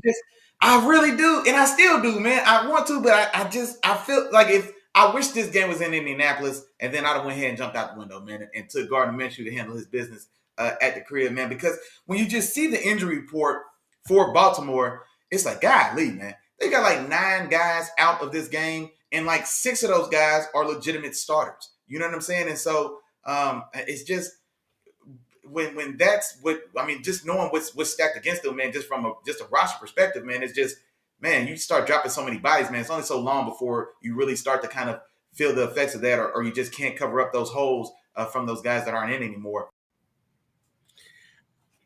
And here's the other thing, okay? Willie Jack is a Steelers fan, y'all. Yeah. Y'all probably knew that already. Y'all knew that. Willie Jack is a Steelers fan, okay? And my guy, he couldn't pull the trigger, man. He couldn't go ahead and say Indianapolis was going to win the game. Willie Jack, why what's up, man? Why you ain't call it? I need to know. I mean, like I said, man, because playing in Baltimore is still a tall task, man. I mean, it still is, honestly. And then, I mean, I had confidence in Minshew, but playing in Baltimore, Lamar had been playing pretty clean to this point. You know what I mean? Or at least, especially last week, he did a good job spreading the ball around. Didn't have any turnovers, and so. And then on the other side, man, there's just nothing sexy about the Colts offense. Like Zach Moss was going to be the starting running back going into this game. I didn't know he was going to go out for 122 yards and get in the end zone on reception. You know what I'm saying? And then Michael Pittman is a guy who, I mean, he's pretty consistent, but he's consistently good. You know what I mean? But there's no spark in that offense. There's nobody that can like kind of take this thing over the top offensively. And so I just couldn't bite, man. And that's when it really pissed me off too, man. I was like, I sit there and went back and forth on them Colts, and I really did. I couldn't pull the trigger. Okay, I got you. Well, I'll say this: you mentioned that there's nothing sexy about the Indianapolis Colts offense, man. But in my opinion, this Baltimore offense hasn't looked too sexy either. You know what I'm saying? We spent a lot of time, and yeah, I'm about to dive in right now. Okay, I'm about to dive in. Go ahead and get to it. So we spent a lot of time talking about, all right, man, Jackson ain't had no weapons. We got to get him some weapons. You know what I'm saying? We got to do this. We got to do that. You know what I'm saying? And this offense, even with all these weapons in the first 3 weeks, they haven't been that explosive. They haven't been more explosive than what they've been in the past. And in fact, they've looked pretty much the same that they've looked in the past. They haven't shown any different wrinkle, haven't shown any different looks. Well, probably a few different looks, but the looks aren't resulting to more production. More like we know Zay Flowers is explosive. We know Odell Beckham, what he can do. You know what I'm saying? We know what all these different guys can do, but we haven't seen that from any of these guys. You know what I'm saying? Now, it's only been 3 weeks, but at the same time, you know, this is what we've been wanting. This is what we've been asking for Lamar Jackson. But in this game here, the only touchdowns that they scored was from Lamar Jackson using his legs, doing what he normally does. You know what I'm saying? So if that's the situation, if that's the case, then why do we go out and get all these different things? What are they doing? Are they opening up the offense? Which could very well be true, you know, but to me, I feel like this offense should look a little bit different than what it's looking right now. And right now it's looking the same. Okay. And they spreading the ball around, but Zay Flowers had 8 catches, right? Zay Flowers had 8 catches. If you tell me Zay Flowers had 8 catches and you didn't see nothing else, what you would say? He had about 90 yards, I think. 100 yards, something like that. They may have 48 yards, man. Yeah. 48 yards. He went for 6 yards to catch in this particular game. That ain't gonna cut it. That doesn't scream explosive. That doesn't scream playmaking. That just screams dink and dunk to me. You know what I'm saying? Anybody else after him had the most, probably had like 5 or 4 catches. So, like, he had the most yards of any receiver in this game. Anybody receiving the ball. So, like, that's not an explosive offense at all. And of course, you already talked about Zach Moss and everything. But here's my point in this. All right. And I've had conversations with people about who they felt like deserved to get paid, who they didn't feel like deserved to get paid. And the one person they always called out was Justin Herbert. And what I said was, I understand, and y'all hear me talk about it all the time. I understand what the case is with Justin Herbert. Okay. But what my case also is all right, if y'all don't think Justin Herbert deserves this money, all right, then where was the energy at with Lamar Jackson? Lamar Jackson don't deserve it either. Okay, like we need to come. When we put it together, I need to see both. You tell me Justin Herbert ain't won nothing. When I look over here, I don't see another guy ain't won nothing either. Then people bring up divisional matchup. He ain't even won a division yet. Yeah, but Lamar Jackson ain't played in a division with the best quarterback in the league, or arguably probably one of the best quarterbacks that's gonna ever play this game. He also don't do that. You know what I'm saying? He played in division with an older Ben Roethlisberger and division before Joe Burrow. He ain't won a division since Joe Burrow been a quarterback in the NFL. I'm sorry, I ain't gonna stay on that, but I'm just saying these are the things that's been told to me. And then we talk about the mistakes that Justin Herbert makes at the end of games. Well, I saw 2 plays at the end of this one. I saw an unnecessary sack where Lamar Jackson tried to hurry up and throw it out of bounds. I saw that one. I also saw a missed foot and short, wide open slant route that he missed that could have put them in field goal position for Justin Tucker to take a closer field goal and not that 61-yard field goal that he tried. Like, so it's plays like that, man, that it gets real quiet in our chat I don't hear a lot from a lot of guys when stuff like that happens. But the moment Justin Herbert has a moment, if guys are loud, they in my face, they talking. Hey, man, y'all need to make it make sense. And I need y'all to be fair on both sides. We know what type of game this is. When it's your turn, you're going to get paid the most. And that's just how it happened. With Deshaun Watson, when Dak Prescott was up, when Kirk Cousins was up, when Justin Herbert was up, like all these guys, man, when it was their turn, you preaching to the choir there. Yeah, you definitely preaching to the choir there, man. We know the contracts for these quarterbacks, man, is more about time. It's just as much about timing as anything. $40 million man, Daniel Jones is the perfect example of that. So for anybody who had a problem with Justin Herbert getting paid, for anybody that had a problem with Lamar Jackson getting paid, Daniel Jones makes $40 million. And so, like I said, man, I'm not. And I'm out, Willie Jack. You got it. Oh, okay, but I'm with you though, man. So I never really understood the pushback to pay Lamar. I didn't understand the pushback to pay Justin Herbert either. And there's a lot of things that I still want to see from Justin Herbert as a fan. But in regards to him getting paid, Chop will tell you, I'm here to see all the players get paid for one. But it definitely made sense for me that Justin Herbert would get the opportunity to cash out because just like Chop said, man, we know how this game works and how the money gets spent. And so, but no, man, I think my dog Chop, man, he definitely had a good he made a lot of good solid points there. The only thing that I would say though is that I do want us to temper our expectations on this Baltimore offense because it is just 3 weeks old. And I think they've played 3 weeks and Odell's played a game and a half. I think he missed the half of the last game, and then he missed this full game here. And then even Zay Flowers, we know his potential. We've seen some flashes, I think, in that first game for sure. But he's a rookie as well. And so I think kind of like when Russ first got to Denver, one of the things I was saying is, preseason now, because once that thing opened up, it was just ugly. But going into that year, I said, I want to see what that offense looks like the second half of the year. When now, like, you know, we've really had a chance to indoctrinate everyone. By this point, we should be more or less on the same page. And then let's see how it looks, like I said, on the second half of the year. So I think there's still a chance that maybe we can get some of the things that my dog Chop was saying that we want to see. We want to see more viability, namely in the passing game. Because just like Chop said, Lamar was still Lamar on the ground, 14 for 101 and 2 touchdowns. Also put 2 fumbles on the ground as well, though. You know what I mean? And so the whole point of this new offensive coordinator and making it no secret at all that we're going to get weapons in the passing game was because we want to see, like I said, man, we want to see that arm be just as dangerous as his legs. And to this point, we still quite don't have that balanced out yet. But no, man, I'm still curious to see what they look like. Have that defense as well, man. Had a very that defense is still stingy. It was still a very tough, hard-fought game. Kyle Hamilton, man, safety from Notre Dame, 9 tackles, 2 for loss, 3 sacks in this game. And then also forced a fumble. So I definitely wanted to shout him out on the defensive side of the ball for the Ravens.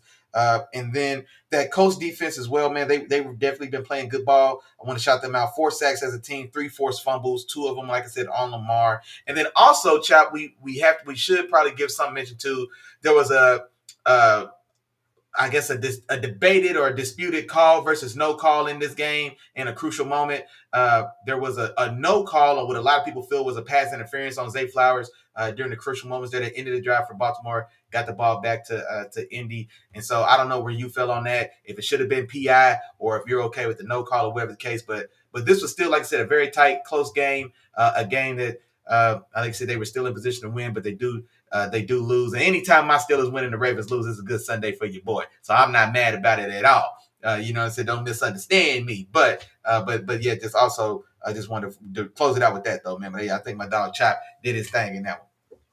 My bad. No, he did his thing. I loved it.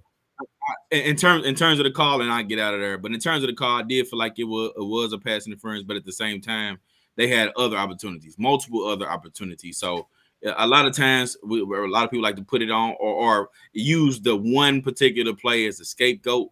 But at the same time, man, if you got a lot of other opportunities, then hey, man, that's sometimes it's just the way the game go, man. People miss calls. Cleveland, they didn't call.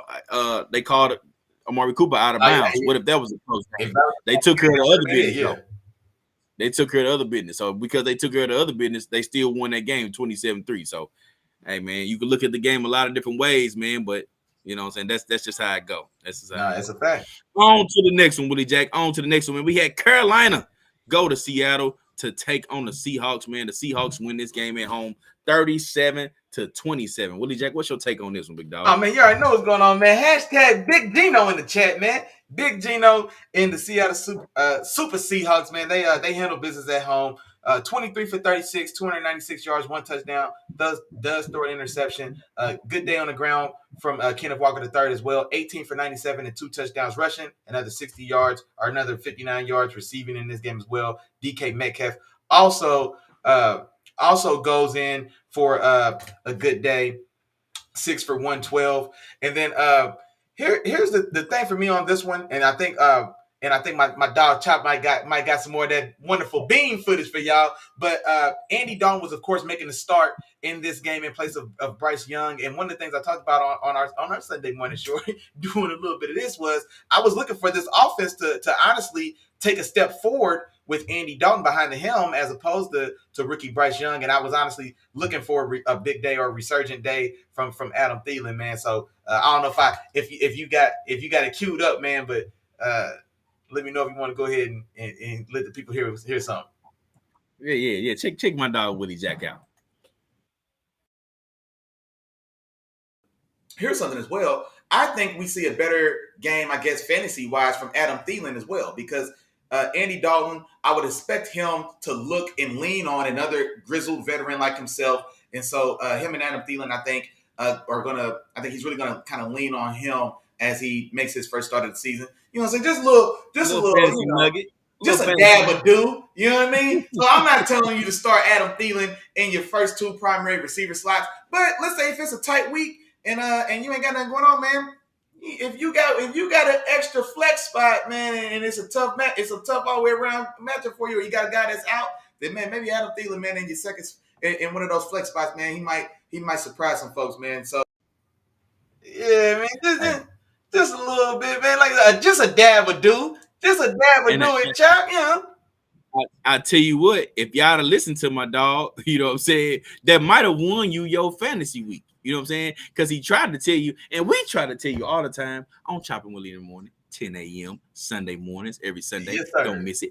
We try to tell you all the time, man, that what we going to do for sure is we're going to drop them jewels, man. We're going to drop some jewels every Sunday morning, man. You just got to be there to catch it, man. You just got to be there to catch it. And, of course, you know, Adam Thielen, 11 catches, 145 yards, and a touchdown. That's the one part I didn't catch on there because Willie Jack also said, if Andy Dalton throws a touchdown, it's going to be the Adam Thielen. It's a fact.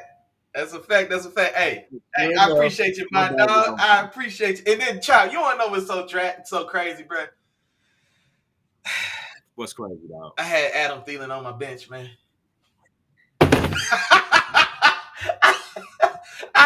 I had Adam Thielen on my bench because honestly, like I was talking out the game with you live, and then it dawned on me like, oh wait, Adam Thielen's gonna have a day. But you know, like we get off the show right at kickoff. I didn't even have time to go back in and edit my lineup, dog. I had Adam Thielen on my bench, and you know what?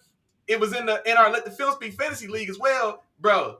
I beat Sierra by 1.3 points. That Thielen play Thielen could have cost me, bro. Like me, that fumble having Thielen in the game could have cost me, man. But I ended up pulling it out by like 1.3 points. But yeah. Yeah, absolutely. Hey, and I'm glad you put it off with the Jack, because hey man, you telling the film fam to jump out the window, man, and you sitting in the crib like, y'all go ahead, y'all jump by yourself. Hey, you know, it's an old saying where when I grew up, y'all might have heard this one as well. Do as I say and not as I do. Yeah. I've heard that one a few times. Mom in the chat. I heard that one a few times. Shout out to moms in the building, man. Shout out to moms. But no, man. So though definitely was a refreshing day for some of these Panthers players for sure. Man, and Andy Dalton showed up and did his damn thing, man. 34 for 58. So comes in off the bench.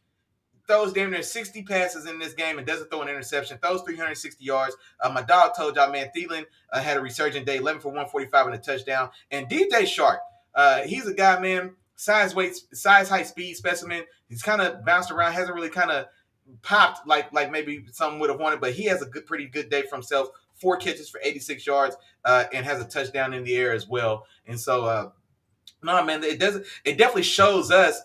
This game for me shows us just how like just where Bryce Young is, because now we've seen Andy Dalton come in and see what this offense looks for him, and I've got 360 yards of passing offense, 2 touchdowns and no turnovers, and so this is kind of where this offense could be, and even more so, like I said. But so Bryce Young definitely, and for the other guys as well. I wonder how impatient some of these veterans are going to get with a guy like Bryce Young, because the coaching staff has already came out and said, and as they should, you know what I mean, you're the number one pick, and we got to get this guy up to speed. But definitely, as soon as he's ready to play, he's playing regardless. And so I think they expect him back this coming week, as far as I know. But no, it just kind of goes to show maybe where this offense could be. Gotcha. And just a few points. I think you hit on a lot of points in this game, Willie Jack. But a couple points for me, man. This game actually started off slow, and it wasn't actually the first 5 scores of this game from the Seahawks were all field goals. Yeah. They didn't score not one touchdown in the first half. It wasn't until the second half till they really got going. Kenneth Walker started to get it going, over 150 yards from scrimmage from him. But this Panthers overall, that defense really matched up well with this Seattle offense.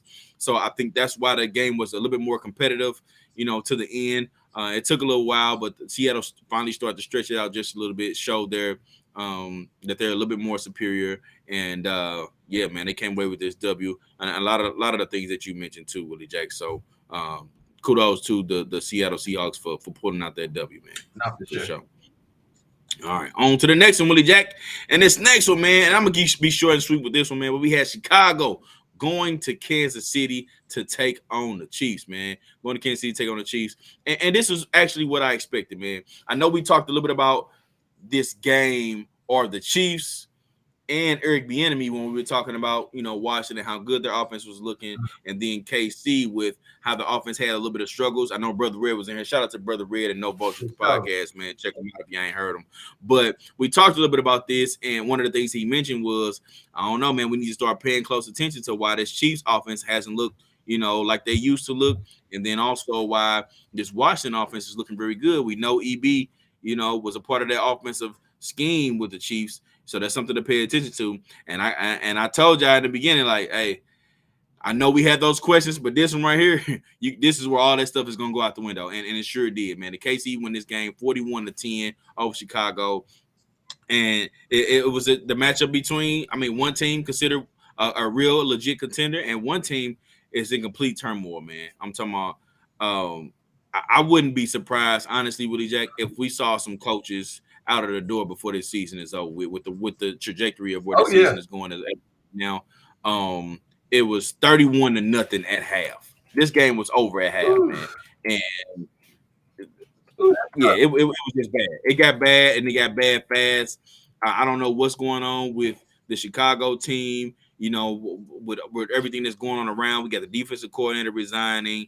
We got all the talks with Justin Fields. With the media, him talking about the coach. Like right now, it's just a lot going on around this team. I think they need to find a way to get back focus on their game. Justin Fields needs to find his spot, find his place, and just go out there and play, use his athletic ability, his skills. And at this point, it's whatever you're good at, whatever you're used to doing, whatever makes you feel comfortable, go out there and do it, man. Because that's going to give us the best chance to win, and not trying to come up and put all these different things together. I think that's going to be the best case for this team. But all in that, man, it was just a blowout. Also, real quick thing, had nothing to do with football, but Taylor Swift was at this game, right? Yeah. Taylor Swift was definitely in the building. Because Taylor Swift was at this game, and of course, there's all these rumors. I don't really care about his relationship that much. You know what I'm saying? He can be whoever he want to. But because Taylor Swift was at this game, Travis Kelce's jerseys sale went up about $300 million. I saw like 400% or something like that, something crazy, bro. He had 300 million more followers on his. Wait, 300 million more, bro? Yeah, I said maybe 3 million more followers. 3 million. I could be making them. All I'm saying is because Swift was there. Yeah. The boy, everything went through the roof. Hey, look, shout out to Kelce, man. Shout out to Kelce. Hey, shout out to the Swifties, man. Taylor Swift got her own little cult following. Like Beyonce has the Beehive. Apparently, Taylor Swift has the Swifties. And so the Swifties don't play no games, I guess, man. So But yeah, no, I think just like my dog said, man, and I'm gonna be just as short on this game as well. Just like we were talking about Sunday, score prediction for this game was a lot to a little. And I think my score was 30-10, and I think I said that 10 could be 0 and that 30 could be 40. And then the score in this game ends up being 41-10. But nah, man, just like you said, this one wasn't a competition at all. They got 30 balled in the first half. I mean, it's just an ugly game as well. So instead of talking about this trash game, your dog Zach Becker is back in the building, man. He posed a very good question because talking about coaching staffs and guys like Brandon Staley, Matt Eberflus now with this Bears organization, because I don't know how ownership feels, if ownership is going to take the side of coach or take the side of player. Where do they really think the problem lies here with this team? And so, man, he threw a good question at us, man. If you guys could pick one guy to get a shot at a head coach job, who would you want to see, man? I don't know if you had somebody on the spot or if you want me to answer first. Well, I mean, the obvious choice for me would be EB. Eric Bieniemy. It's the guy we've been talking about for a few years now. I'm thinking about 3 years straight, 2 years with the Chiefs. We've been talking about head coaching opportunities for him, and then now over in Washington. And so far, I think he's had a solid start to the season. That would be my number one choice off the top. Is him and what he's doing. I also would love for Brian Flores to get another opportunity. Ooh. Brian Flores, I think, should still be a head coach to this day. Okay. Now, I'm not taking away anything from Mike McDaniels and what he's doing over in Miami, but Brian Flores did nothing to get that job taken away from him. So I would love to see Brian Flores get another opportunity. I think he's a good head coach, and I think he can turn the team around and make them a good team. And so those will actually be two names that I would throw out there. No, and those are actually good names. And I'll tell you, man. And then I hate to do this now because I'm not trying to make it like a black coach thing, but the guy that I thought of, honestly, for whatever reason, don't ask me why, Raheem Morris, the Rams defensive coordinator. Yeah, I see a coach who he had an early stint with Tampa Bay. I always remember his stint with Tampa Bay because they won 10 games and didn't make the playoffs. And then that next year they start a little slow and he gets fired. And then he's never had a chance to be a head coach again. But I see a coach who led a defense to a Super Bowl, and then I'm seeing even the way your defense is playing here now, early in the season, early enough. It was an ugly one. With a lot of young guys, though. With a lot of young guys. Not a lot of talent. I mean, you of course you've got AD.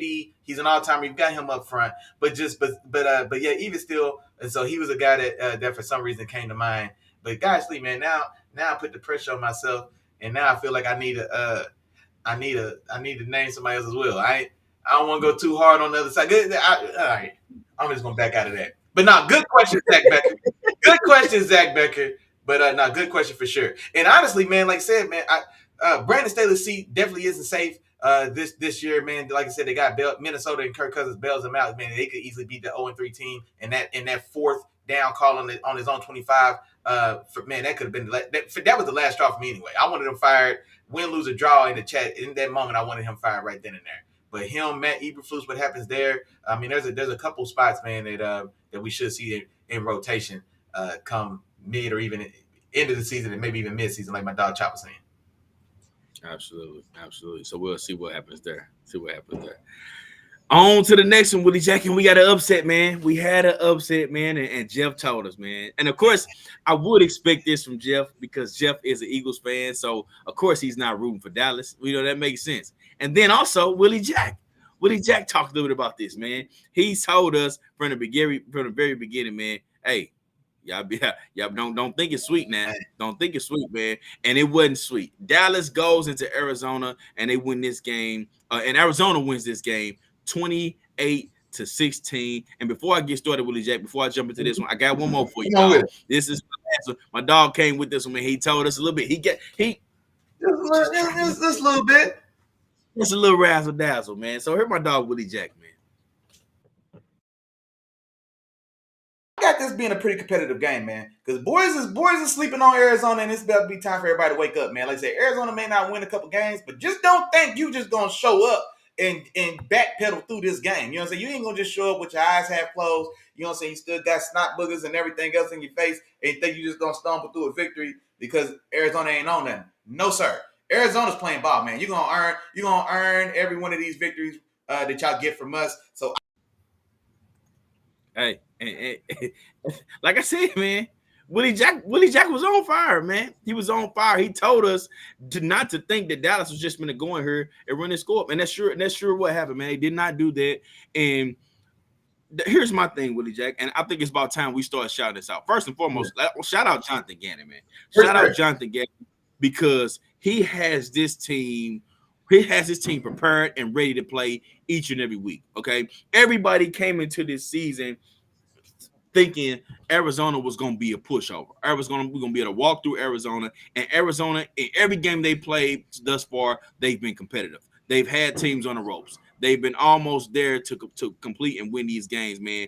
And they finally get them one. They get them a win. They get out of that zero column against the Dallas Cowboys, one of the hottest teams in the NFL right now. That team was fired up. They were flying around, man. And this is one thing that you can always tell this about good defenses, man. Whenever a guy has the ball, you always see 3, 4, 5 guys around flying to the ball in on one tackle. Oh, yeah. And that's what you saw every single play, man. I'm talking about guys busting their butt to get to their ball and make those tackles, man, and make those plays. We might have thought they was tanking, but you can't tell them players that. You can't tell them coaches that. Everybody that's in that building, you ain't no tanking over here, man. We coming to play. So if you ain't coming to play, you might as well stay home. And that's what the Dallas Cowboys should have did. Other part of that too, on the offensive side of the ball, Joshua Dobbs is like, hey man, don't sit up here and act like I ain't give the Jacksonville Jaguars a run for their money last year. When we were almost kind of helped put my team into the playoffs. You know what I'm saying? Like when he had to start the game for Tennessee, everybody thought he was going to be a pushover, and that guy came out and played some solid ball. You know what I'm saying? So now he's starting for the Arizona Cardinals, and he's reminding everybody like what it looked like. Everybody assumed like, all right, they throwing the towel in because they not starting Colt McCoy, but Colt McCoy is a backup, and Josh Downs, quite frankly, is playing better than what I've seen from Colt McCoy. So he's reminding people of that. James Conner is a grown man, running through people, running strong, still showing people like, hey, I ain't done. He has a great story as well. Mm-hmm. So the Arizona team just came out flat out, and they was just ready to play, man. And that's just what it was. Dallas, on top of that, was out 3 offensive linemen this particular game, had some bad penalties. And I honestly, just the way that they look, I feel like they just came out in this game and they were cocky. They feel like they was going. They feel like they thought it was sweet. That's what they thought it was. They thought it was sweet. Like you told me, Willie Jack, they thought they was tasting something sweet, but it was sour. That's exactly what happened. That's how they came out in this game. Arizona showed up, ready to show out, and they came away with the W in this game, man. So, hey, cool. Shout out to Arizona, man. They ain't laying down. And our dog, man, Jeff Walker, like I said, man, one of them Bird Game fellas, man, one of those Philadelphia Eagles fans, and he makes a very good point, man. Jonathan Gannon, of course, being the defensive coordinator from the Eagles, so he's very familiar with Dallas, and you know what? And I didn't even think to make that connection when we were talking about this game, but that's actually a very good point. And then here's a very good comment as well, man, from your dog Zach Becker, man. Pretty wild that the Cardinals are a few points from being 3-0. And that is crazy. They should be 2-0 against the NFC East anyway. Just flat out. Because the Giants game, they're up 20-0 at halftime. And then, of course, they handle business in this Cowboys game. And then, that week 1 game was close as well. And I think the kind of running joke was that they were just making an obvious play to tank for Caleb Williams. Josh Dobbs wasn't even with them the full offseason. Josh Dobbs got there. They cut Colt McCoy and brought Josh Dobbs in 2 weeks before the season started. Like, he was there and named him starter. And so it was looking terrible. Like I said, like it was looking like it was the organization appeared to be on the outside, like making no qualms about it. We're taking for Caleb Williams. And then just like my dog said, man, shout out to Jonathan Gannon, like we've been talking about. Now that team is showing up to play. And you can't tell, nobody's going to tell me that team isn't determined to win draft status or draft position and be damned, and they finally get them ones, man. So happy to see that for them for sure. Oh, here's another good comment as well, man, before we push off. Michael Parsons now widely regarded as the number 2 defensive player in the league if you're talking to somebody like me and maybe Chop. But a lot of people tell me he's already the best one in the business. Jeff Walker makes a good point, man, said the only weakness that he sees in Parsons is when the run games ran dead at him, where we can kind of neutralize some of his speed by coming right right there at him and maybe making it a power game instead of letting him take advantage backside. And so that's a pretty good comment, man. And you know what? I do know in this game, like Chop was saying, man, James Conner was a grown man in this one. I think he had 14 for 98 yards and a touchdown. And so that might be a good point. And I tell you what, Jeff, now that you've actually kind of said that now, I'm going to start looking more at that now, or looking for that more specifically now. I think Parsons did have a sack in this game, but definitely wasn't the game record that we had seen him be for the 2 weeks prior, for sure. But no, I'll definitely kind of start looking at that as well. I know that was one of the things that folks were trying to do to Von Miller early in his career as well, because he was just so explosive and bendy around the edge that early in his even still, I mean, he got a little better, but definitely early in his career as well, teams figured out you can start trying to bring the power right there to him and let's neutralize his speed out the gate. Gotcha. Yeah, and I start paying a little bit closer attention to that too. So we'll see how that works. What if you put another one up for? Hey, Mrs. Boyce, she said the coach from Oregon gave Arizona their pep talk. Hey, he might have, because Oregon had them boys fired up, man. She's of course talking about the big matchup in college football. Oregon beats the brakes off of Coach Prime's Colorado Boulders, man. But it is what it is. But now they show some clips of the speech, and he was definitely getting the guys riled up. And so, hey, he might have had, he definitely had Oregon ready to run through a wild man. So I don't doubt, man, if they gave him the call, he probably could have got Arizona ready too. For sure. All right, Willie Jack. I'm going to pass this one over to you, man, because we got your team, man. The Pittsburgh Steelers, man, they go to Las Vegas to take on the Raiders in Sunday night football matchup, man. And they win this game 23-18. Willie Jack, talk to us, man. What happened, man? How y'all pull this one off, dog? I mean, they say Vegas was looking like Pittsburgh West, man. They said our fans, they said the Raiders were on silent count because our fans were so loud in their house. And so for my Steelers, man, we definitely needed this one. Nobody was overly impressive statistically. Kenny Pickett goes 16 for 28, 235 yards, 2 touchdowns, no interceptions. And I even put an asterisk behind that because he threw a gift to Marcus Peters, who drops a pick six. I don't know what it was, but right after that, definitely cleans up. We get a deep touchdown pass to Calvin Austin, 72 yards to the post for a touchdown. TJ Watt's at it again, man. The best defensive player in football, man. Y'all can argue with your mama. I'm tired of having to repeat myself, Chop. 2 more sacks in this game. That made 6 in his first 3 weeks. Levi Wallace has 2 interceptions. Patrick Peterson has his first interception as well. 2 of those, there's 3 total interceptions. 2 of those were gifts. I think Jimmy G's last pass 12 seconds left, he throws I think he was trying to throw it out of bounds, I'm assuming, gets picked off, and then he throws just a deep ball to Patrick Peterson that overshoots his receiver probably 6 yards. Jimmy G on the day, 28 for 44, 324 yards, 2 touchdowns, those 3 picks. Devontae Adams did everything he wanted to on the field last night. 13 for 172, 2 touchdowns. You said his name wrong. You ain't said it right. It's Best in the Business. That's his name. Excuse me? Is that who you talking about? You breaking up? Because for some reason I thought you said Justin Jefferson just now, but we talking about the Raiders. So I'm talking about Devontae Adams. BITB. No, that ain't the BITB. I tell you what, he's the third best. He's probably the third best receiver in football because Justin Jefferson and Tyreek Hill 1 and 2. You know what I'm saying? 1A and 1B. You know what I mean? I tell you that. So he's at best he's 3. So far as of right now, I get it. Hey, I appreciate you, my dog. But no, he definitely went crazy in this game, man. Like I said, 13 for 172.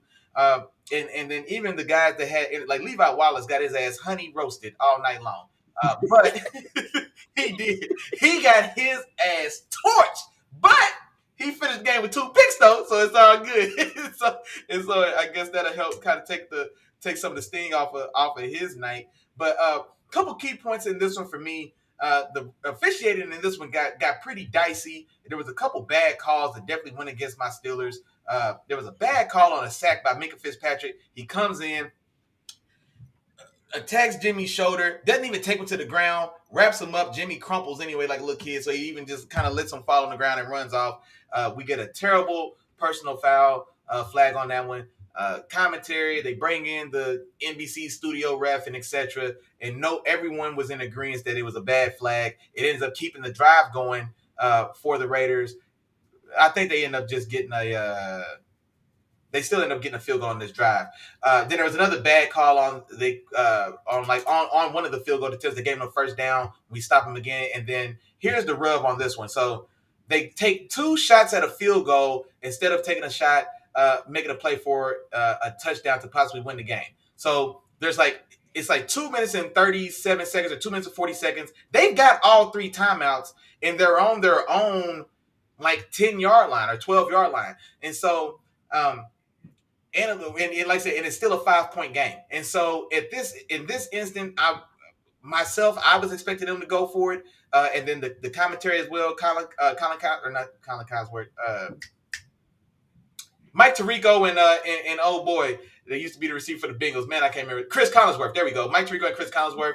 So they were all talking the why is Josh McDaniels kind of playing this one as conservative as he is. They attempt the first field goal to get bailed out with a bad flag call to get another first down. And then they go 3 and out again, and then now still take the field goal again. So essentially all you did, if you're going to kick the field goal regardless, well then save the time. You cost yourself.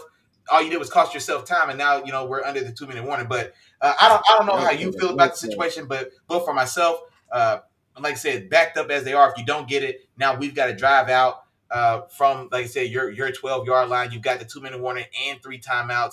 Our offense isn't a juggernaut by any stretch of the imagination, and so I would have thought go for it was the better play there as well. But I don't know where you land on that one. But yeah, I'll toss it to you, man. I'll say it. Victory Sunday, so I have no complaints. We definitely needed that one, man, and now I can't wait to go see my boys in person next week in Houston. Well, congratulations, Willie Jack. Congratulations, man. But I feel like that call was terrible. That was a terrible call. You need to go for it at that point. At no point in this game has your defense shown, even with the Pittsburgh offense, that y'all were going to be able to stop the Pittsburgh Steelers. And at no point in this game that it looked like y'all were just that dominant in this game. And then just to give up that opportunity to be able to just go ahead and put up them points now to score a touchdown now when you were going to need one anyway. Exactly. It was just ridiculous, and you can't guarantee that you're going to get back in that position. So I don't like that. That's a terrible call. I feel like they should have been a little bit more aggressive there. So yeah, I mean that's that part. Other than that, man, the Pittsburgh Steelers did what they did, man. They played great defense, and that's what this team is built off of. They built off of their defense, led by, like you said, your boy T.J. Watt, man, leading those guys into victory, getting after the quarterback, causing the disruption, and they holding it down while they got one of the other big guys, one of the captains of this team, and Cameron Hayward out. He's a big part of that defense, and while he's out, they're still doing their thing, man. And I'm gonna keep on saying it, Willie Jack. I'm gonna keep on saying it on the offensive side of the ball. Hey, man, it's about that time, man. It's about that time. How long we gonna wait? And you know what? I heard something on a pod, and I'm gonna go ahead and shout it. I'm gonna go ahead and shout it out, right, man. It's the Fantasy Focus podcast, man. And they brought up a different point of view in terms of like first round picks. It's like first round picks are almost like scholarship players, okay? Because their leash is much longer than a late round draft pick. Yeah. Okay. So yeah, like a walk on. With a walk on, hey man, you need to come in, you need to show what you got. If you ain't gonna show what you got, man, you got I'll holler at you. But when you talk about a guy like Najee Harris, it's like we're gonna keep giving you opportunities. We're gonna keep giving you opportunities.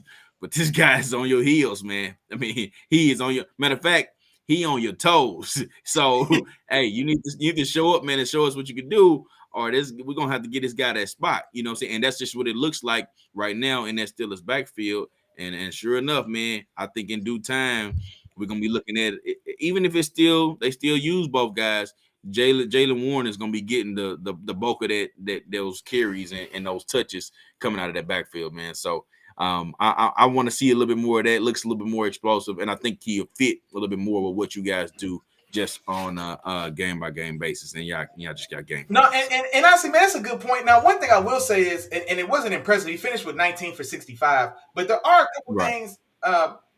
He had more success in this game, even though that final stat line may not tell the whole story. But he did change the blocking scheme. So we have been trying to be this shotgun zone running team, and honestly, like our O-line just man, we were having troubles. Isaac Seumalo, the guy we brought up from the Eagles, he hadn't been him and our center. I mean, it just hadn't been working. And so in this game, we ran a lot more duo, a lot more like said, man blocking schemes and more kind of power blocking as opposed to the zone set that we have been trying to run. And then Najee was more successful in that.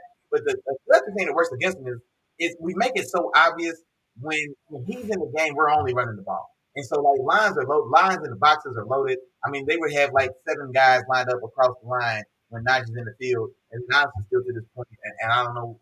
I mean, I'm imagining it's got to be a coaching decision or something with Kenny's development because he's not even checking out of these looks. I mean, we're getting dared to run and we're running right into those things, and they're not even audible and they're doing anything else. And I guess it's because Najee's in the game. And so the offense is definitely more multiple when Warren is in the game. But yeah, man, I'm starting to kind of feel bad for Najee, man. It feels like everybody's piling up for him, coming for his job, and he's just man, yeah. But like I said, all told, man, it is what it is. I need the guy on the field that's going to help me win ball games, man. So I hope that I love for it to be you, Najee, but it ain't got to be Big Dog. You know what I'm saying? So Jalen Warren, you keep doing your thing as well. Facts. Hey, hold on real quick, man. Shout out to my dog, Jeff, man. That's our resident O-line. That's our O-line expert in here, man. The line is built for more lead blast encounters. Exactly, bro. And that's exactly what I was getting at. And so, and like I said, I think if we can find a way to get more balance, and for Kenny, like that shot play over the top where we hit Calvin Austin for 70 yards, that really kind of calmed the Raiders defense down early on because they were playing that line so tight, and then we got one over the top. So we've got to have more of that to keep them more balanced. And then, like I said, hoping the line sticks with the kind of the scheme that we were employing now. Just like you said, man, more leads, more blasts, more counters, things like that, and kind of get away from zone because our center, he can't reach any threes. Seeing him and Ciamalo, man, they just aren't working well in tandem. And so, but no, good point for my dog Jeff, man. Shout out to them. For sure. All right, Willie Jack. Well, let's get to our Monday night games, man. We had 2 Monday night games, and of course, once we finish up with these Monday night games, we got 2 preview games. We got to preview 2 games for y'all, man. We had a Thursday night game, and of course, we don't come on to 10 o'clock. 10 o'clock. Yeah. So we have the London game. The London game comes on at 8:30, man. So we got to preview those games. But before we do that, like I said, let's hit these 2 Monday night games and we'll go from there. And I'll start with my squad, man. The Los Angeles Rams, they went to Cincinnati this past Monday, man, and they take a L, man. They lose this game 19-16. 19-16 was the final score of this game. And for me, and I'm going to start with my team. I'll start with the Rams. For me, now this is where I can point all arrows to Sean McVay in this one, okay? And the reason why is because I feel like there was no reason in the world that at the end of this game you should have had only 13 total rushes by your running backs combined. 13 total rushes, man. And I think that's ridiculous because how close the game was. This game never got out of hand. It never got out of hand. Like Cincinnati was struggling to do things on offense, and I think that was partly or a lot because of Joe Burrow. Joe Burrow's lack of mobility, and he was limited to what I felt like he was going to be limited to going into this game. Those calf injuries are tricky, man. I talked to you about those week in and week out. I had my share of them, so I know how those calf injuries work. You can't use those legs like you want to, and to keep yourself from having to or from using your instincts to try to use those legs, you're going to have to get the ball out quick. And they did that a lot. They were trying to get the ball out quick, dig and dump, hit guys here, hit guys there, and try to just keep the ball out of his hands. Kudos to Joe Burrow, though, for going out there and toughing it out and playing through that game. But the Rams were in great position to just win this game. But I just feel like they threw the ball. And it earlier in the game, we looked like we had the right scheme. We were doing what we were supposed to do. We got a call against us when Tutu Atwell stepped out of bounds after he kind of dove in to the end zone, but he stepped out of bounds. They end up holding us to a field goal there. That hurt us there. But after a while, the Cincinnati Bengals just start pinning their ears back. It was like, okay, this Rams offense is not about to do nothing but pass this ball, so we're going to pin our ears back and we're going to put pressure on Stafford. And that's what happened. Matt Stafford was under a lot of pressure in this particular game. He was sacked 6 times. 6 times. That's ridiculous. You did nothing to try to provide any balance in this particular game, and when you do that, that's what's going to happen. You're gonna get a lot of pressure on your quarterback. Um, you know, he's gonna start to look a little shaky in the pocket. You know, he didn't look smooth, didn't look like the Matthew Stafford we saw in the first 2 weeks. So, when you get that, man, this is what you get in this particular game. Bengals come out, they handle business. Big game for Jamar Chase, man. He came and he told everybody, hey, man, I'm the dog here. You know what I mean? And it was one particular play, and I'm gonna get out your way. It wasn't one particular play, but it was a cornerback. I think it was number 44 from the Rams. He was guarding what is his name? T. Higgins. He was guarding T. Higgins, and he was doing a good job on T. Higgins. Then Jamar Chase lined up over there. And Jamar Chase had like a little hitch or a curl or something on play. And Jamar Chase was turning to him. I don't know what he was saying, but I imagine it was something like, yeah, you was talking that stuff to him, do it to me. I'm the dog around here. I'm there, dude. You gonna talk to my little brother like that. I'm here now. Now what you gonna do? And I'm coming back over here and I'm gonna be here all night. Now what you gonna do? And I just was looking at him and I was imagining and picturing and I was like, man, I miss football. I love football. I love the type of competitiveness. I love, you know what I'm saying, that jaw jacking, that going back and forth, that, hey man, and that's what you expect from your alpha receiver. Like, man, I don't care who y'all, man, what y'all want to do? What y'all want to do? Joe Burrow finna throw me this rock and I'm finna carry my team to victory. My dog hurt. Don't worry about it. Put it on my back. You know what I'm saying? To go over and tell homeboy to give his brother his ball back, man. Give my brother ball back, man. Give my brother's ball back, man. So, hey, that was the game. That's kind of how I viewed it in the sense, man. So, that's what happened. 1916. For sure. Hold on, man. Somebody in the chat talking reckless, man. Miles in there talking reckless, man. But yeah, don't worry. I got. He's in there talking a little crazy, man. But no, man. Just like you said, and no, shout out to your dog Zach Becker again, man. The Bengals is on Stafford's ass, man, and we knew going into this season, kind of carried over from last year. There were issues with the offensive line, and so and none of that got rectified. I think the guy at right tackle, I think they said he's the rookie, and just like you said, man, there was a point in that game, especially in the second half, where man that Bengals defensive line just started pinning their ears back and just going to work, man. Trey Henderson, I think he finished with 2 sacks, but my bad, bro. My bad. I was trying to stay on point, but no. I'm sorry. I'm sorry. Film. They need to know this. All right. It's 44.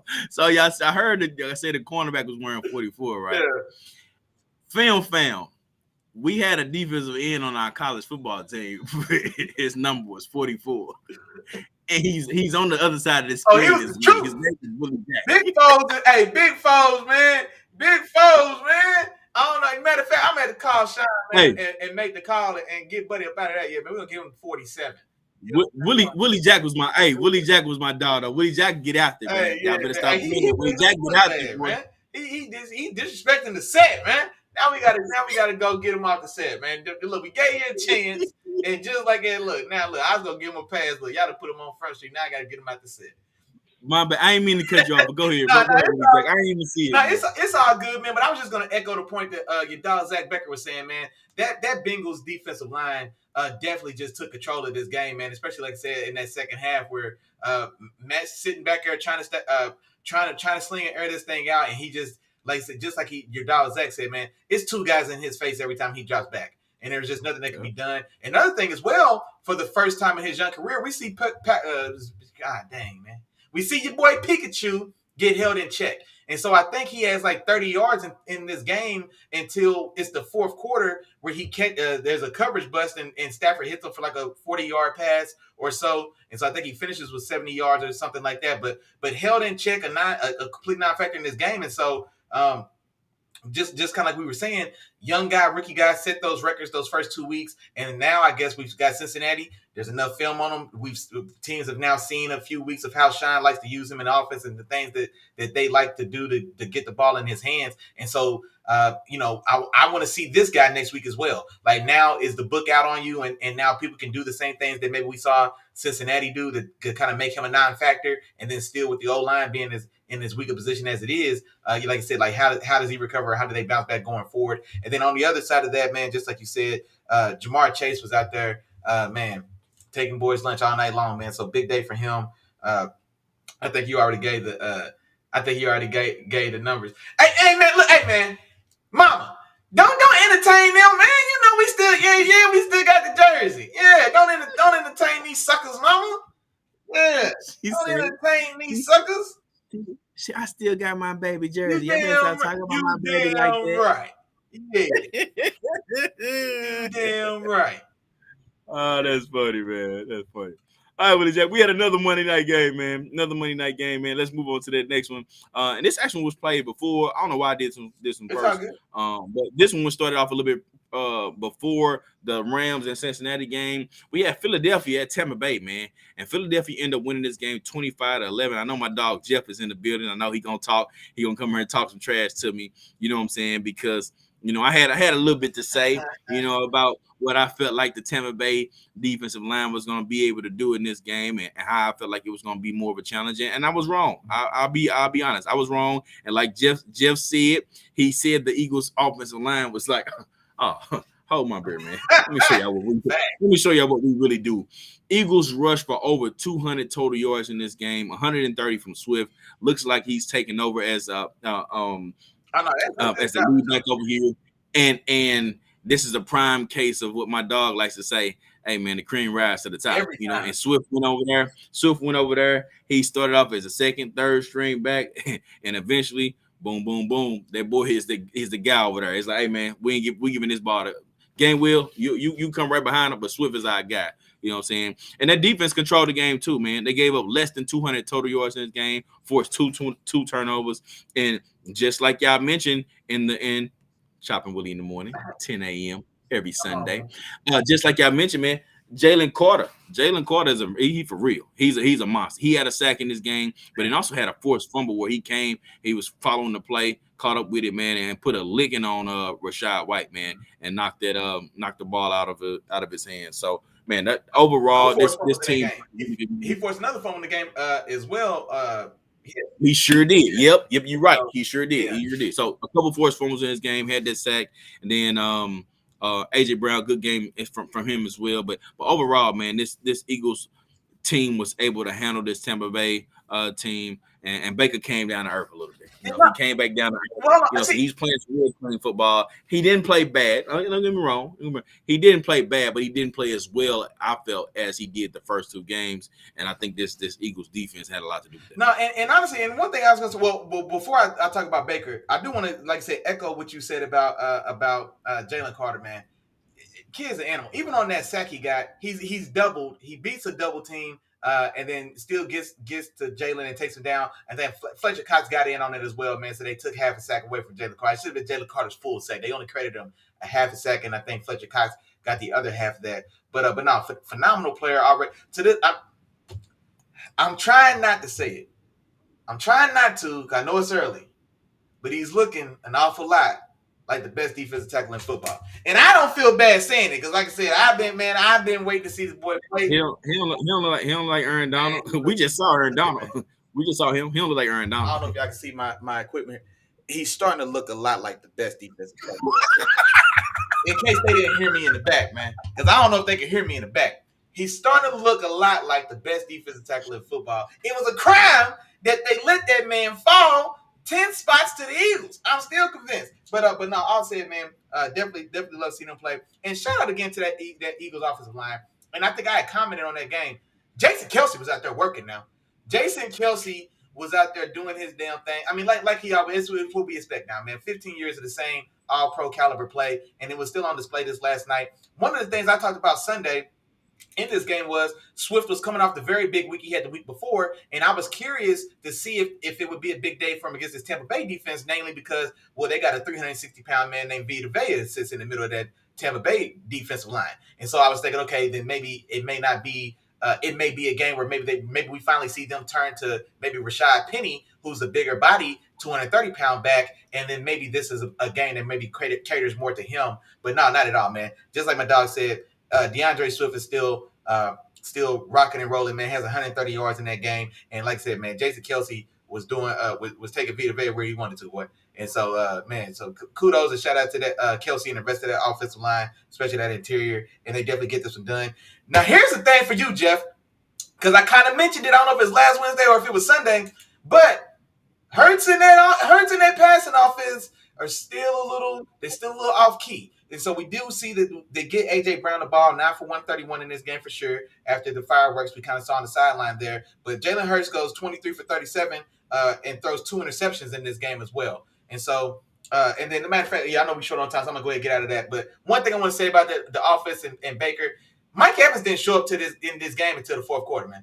Mike Evans, I think, had two big drops in this one. The one that keeps sticking out to me is the one on the sideline that should have been the first down, kept a drive going. But I think he just he coming off the week they had that previous week where I think Mike goes for like 170 yards. Mike definitely, it took a while for Mike to get off the bus in this one, and then he does make a couple big catches later on. He had the very impressive catch that probably made a Sports Center type top 10 play. He goes up high over the middle, one hands the ball, and then I think it was Blankenship, one of the safeties from the Eagles, is coming in like tackling him. I mean, it was an amazing catch, a great catch. But like I said, man, it's kind of what he did to make up for not showing up in those first 3 quarters. And I needed every catch Mike Evans, because Mike Evans was who put me over the top in my fantasy matchup. And I won by 1.3 points.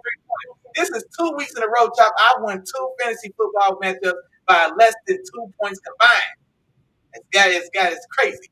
But yeah, I needed Mike Evans to show up right when he did. But no, I still feel good about Baker Mayfield, man. Like I said, they fought tough. It wasn't a great game by any stretch of the imagination, but Baker isn't holding this team back, and I think Baker's gonna be just fine. Gotcha. All right, Willie Jack. We went through each and every game that has happened in week 3, man, but now it's time, man. We got 2 games that we need to preview. We got a Thursday night game that's coming up tomorrow, and then we also got the London game. So we're going to talk about those 2 games. But first, let's touch on that Thursday night preview, man. We got Detroit going to Green Bay in a divisional matchup on Thursday Night Football, man. We got 2-1 teams. Who comes out on top, Willie Jack? Who comes out on top, big dog? This is actually going to be a very good game, man, because I think both these teams are 2-1. Is that right? Yep. Both teams are 2-1. Both these teams are 2-1. I think Detroit's been the more consistent team of the 2.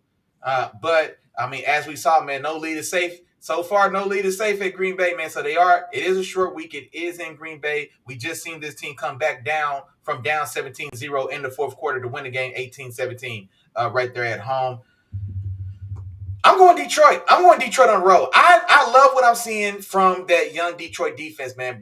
Those guys, that young rookie class, and those younger players, I'm going to include Aiden Hutchinson in as well. Those guys have been showing up week in and week out. Now, we're only 3 weeks into this season, but Brian Branch is playing excellent nickelback football. Aiden Hutchinson is getting after the quarterback in year 2 here. Captain Jack Campbell, he's still doing his thing. I didn't even shout him out in the game. I think he also had a sack. And just that in that game they just played as well. And then on the offensive side, man, we still got Jared Goff. I know Jared Goff can give me 30. You know what I mean? At any point, Jared Goff can give me 30. I'm a Ross St. Brown, man. Like I said, man, that's the Richard Hamilton of this current NFL, man. I know he's going to go out there and do what he's going to do. He's going to give me 16 and 8. You know what I'm saying? It may not be as flashy, but he also going to throw in 3 steals. You know what I'm saying? He might give me a block. He'll give me 7 to 6. You know what I'm saying? So I know what I'm going to get. I feel comfortable in what I'm going to get there. And then, like I said, man, just kind of seeing Jordy Love for everything that we love about him, man. Like Chop has pointed out before, he makes these excellent laser style throws, but then sometimes I feel like there's stretches where it's just a little off. The injuries there in the receiver room, and then even when those guys are healthy, they're still young. I'm namely talking about Christian Watson and Jalen Reed and Romeo Dobbs. That's his 3 top receivers. All those guys are second-year players, with Reed being a first-year player. They haven't got that running game going without Aaron Jones. A.J. Dillon still has been able to get much going. I don't know Aaron Jones' status for this game on a short week. But all that said, Chop, my bad. I'm going Detroit on the road to take care of business. I do think this will be I expect it to be a little messy because it is a Thursday game. I'm just going to you know what, Chop, right here on the fly, man, I'm going to go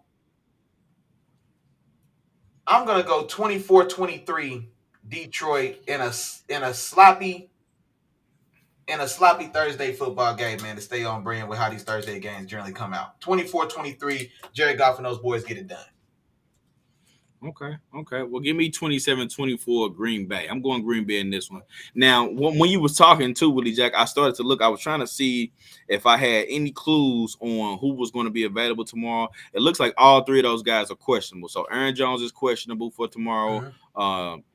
Christian Watson is questionable. He did tell reporters that he is expecting to play tomorrow, so it could be the first time we see him on the field this season. And then David Montgomery, he is also questionable for tomorrow's game. So we'll see exactly what happens. I really do want to see. I don't expect, because of hamstrings are very similar to calf injuries. When you injure those in the way that they did, whether it's a strained calf or a pulled hamstring or a strained hamstring, like those are very similar, and you can't get back up to full speed too soon, because if you do, you run that risk of doing it. So you have to take your time on those. So Aaron Jones, I'm not too confident in him being in the short week. I'm not too confident in him being ready. Christian Watson, on the other hand, he's been out this entire season so far. So this will be the beginning of week 4.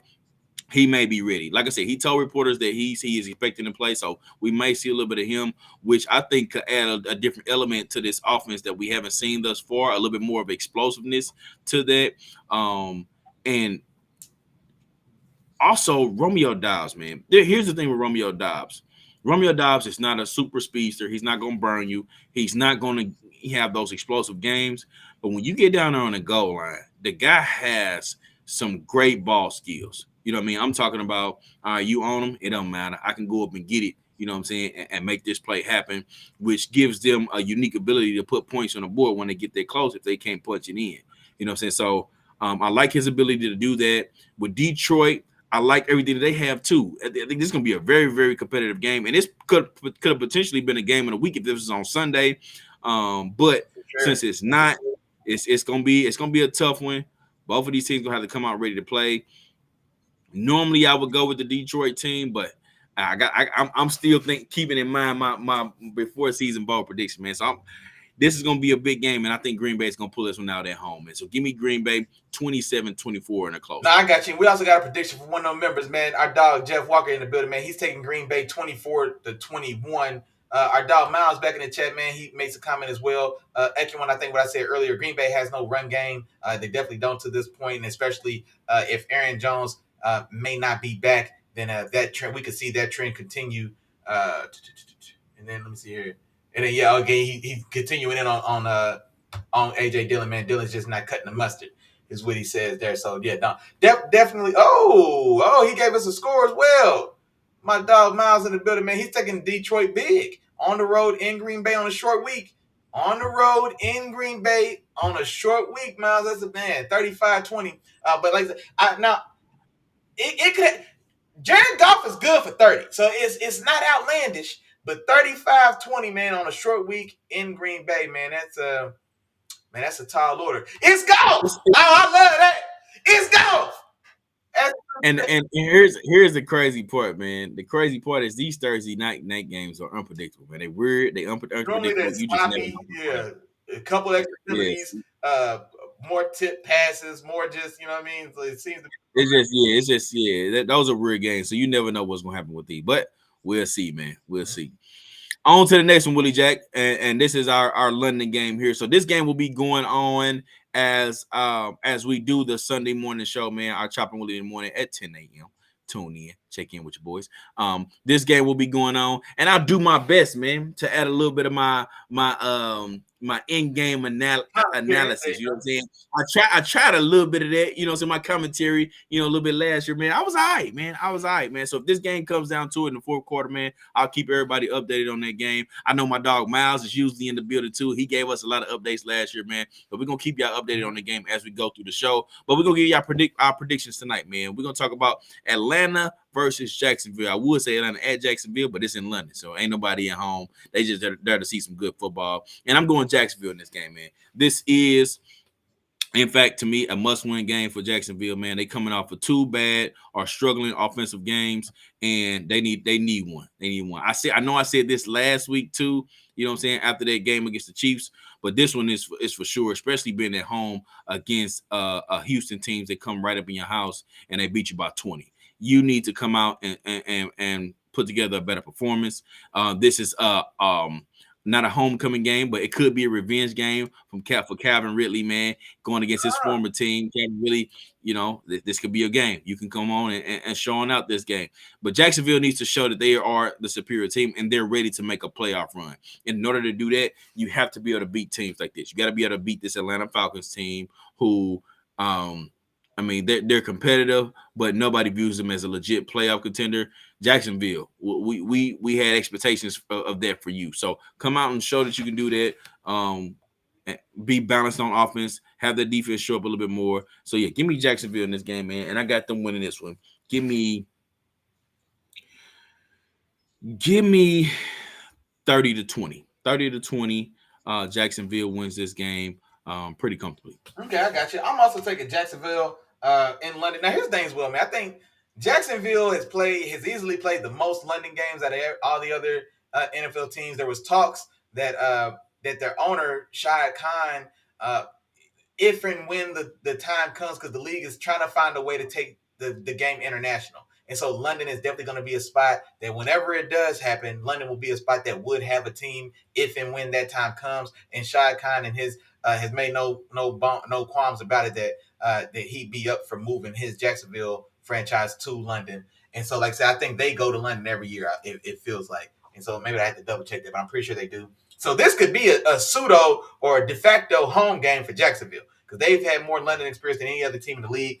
Then also on the other side of that, man, you got a very young and a very one-sided team in Atlanta as well. And so I definitely expect Jacksonville to win this game. I've got it a little tighter. I've got 24-20 with Jacksonville winning this game. But yeah, man, I don't see Desmond Ridder doing too much in this one. Now, here's what I'm looking for. I'm looking for Trevor Lawrence to get back on the horse, and I'm looking for that offense to show some competency, and for, like I said, Trevor Lawrence to clean it up a little bit as well. And so I think that's going to be key. I do think that Atlanta defense has shown the ability to be stingy, especially with Trevor Lawrence and those guys in the passing game. With Jesse Bates back there, I think he's one of the league leaders to this early part in the year in interceptions. And so you definitely want to be wary of him, showing that he's maintained his ball hawk ability from Cincinnati. Absolutely. Oh, real quick, man, your dog Zach Becker in here with a good stat. Kyle Pitts' only other London game, he went off, man, 9 for 119 and a touchdown. And so, it sounds like it was probably the only touchdown he had that season last year, because they only had one. And so if we got to take Kyle Pitts to London to get him going, then damn it, I'm here for it, man. Free KP. Matter of fact, man, before we get up out of here, man, I got to get one free KP in the chat right now, man. Free KP, man. We got free Kyle Pitts, man. Free KP for sure. All right, man. So look, we free in KP, man. We doing our thing, man. Willie Jack, that is it, man. That is it. That's all we went through each and every one of the week 3 games, the week 3 matchups. We recapped everything. We also previewed Thursday night and our London game, man. So with that being said, Willie Jack, I think it's about that time. Oh, and before you wrap up, give us a game ball real quick, man. Who gets the game ball today, Willie Jack? Man, definitely, man, I was hollering in the chat real quick, but definitely, man, we got to give it to the newcomer, man. Your dog, Zach Becker, man, he was in the chat early and often tonight, man, so shout out to you, sir. Kudos to you, man. Appreciate you coming through and hollering at your dogs. Appreciate you being engaged as well, man. So it's all love, homeboy, man. We got a spot for you, man, next time you come through. Matter of fact, pull up this Sunday, man, because like I said, man, that Sunday pregame show, man, we get busy, man. There's a couple nuggets get dropped in there. You know what I'm saying? We don't go too heavy. It's not all fantasy talk. You know what I'm saying? It's not what we do. But just a dab of do, man. Like I said, just a dab of do. We just give you the ones that you need to know about. Drop a gem or two, man. And then, like I said, man, we get real busy in there on Sunday morning. So we appreciate the love, homeboy. But other than that, just like my dog said, man, that is it. That is all. We came, we saw, we conquered, we did what we had to do. Man, quick shout out to all the members in the building today, man. One more time for our game ball winner for this evening, man. Zach Becker, man. Great show, fellas. We appreciate the love, homeboy. Man, our dog, man, Eagle Gang was definitely in the building, man. Shout out to my dog, Jeff Walker. Speaking of walkers, Shout out to our resident Texans fan, my dog, Terrible Time Walker. I will see you this weekend, homeboy. We definitely going to be in that Steelers Texans game, man, getting real busy. Shout out to my dog, Real Deal STL Sports, man. Shout out to my dog, Skinny. Real Deal STL Sports is in the building, as always, man. That's the fam holding us down. Catch him, man. Him and his gang, man. Him and our dog, they go live as well, man. Or you know what, actually, they're live right now, man. So 9 p.m., man. They're heavy into the St. Louis high school football, high school sports scene. Definitely focusing on high school football right now, man. So if you're in the area or if just high school football is your thing, man, definitely tap in with those guys, man. That's Real Deal STL Sports, man, holding us down. Definitely appreciate those guys for sure. Man, the fam band was in the building, man. Wifey was in the building. Shout out to sis. Mom Dukes and baby sisters in the building as well. Love y'all. Appreciate you. Man. Hey, I'm scrolling for you. I'm scrolling down. I hate to do it, but you know we say the same thing every week. So y'all can say it with me at home. If I forgot to say your name, damn, my bad. But charge it to my head and don't charge it to my heart because you know we thinking about you, big dog. Y'all know we love and appreciate all the support as always, man. We love how engaged I was, man. The chat was definitely popping, man. So appreciate that. Oh, man, I'm going to leave out my dog Miles, man. I know my dog Miles in here. Prospect Precision Paint as well, man. So tap in with those guys online. Do excellent work, man. They're Atlanta-based. It's 2023. I don't want to hear it. Planes, trains, and automobiles, they can get to you, man. So that's Prospect Precision Paint. Find those guys on social media platforms for sure, man. But other than that, we will see you guys back Sunday, 10 a.m. The Chop Willie in the Morning Show, man. Y'all know we get real busy. Shout out to my dog Chop pulling all that beautiful beam footage for y'all because your boy was on one that day. You know what I'm saying? So you never know what's going to happen, man. So Sunday, man, definitely tap in. That's Sunday at 10 o'clock. You know we don't wear no watches because we ain't got nowhere else to be. But right in here, kicking football flavor with the film fam. Now, we will be right back, man. Like I said, one more time. That's Wednesday, 10 o'clock. One more time. Get them picks in. Get them picks in early, Playboy. There's a Thursday game, and there is a Sunday London game. If you miss out, man, that pick will lock you out 5 minutes before kick out. Ain't nothing we can do about it, boy. And so, good luck to everybody, man. Appreciate everybody for tonight. Y'all have fun. Y'all be safe. We will see y'all Sunday morning. Peace. Peace.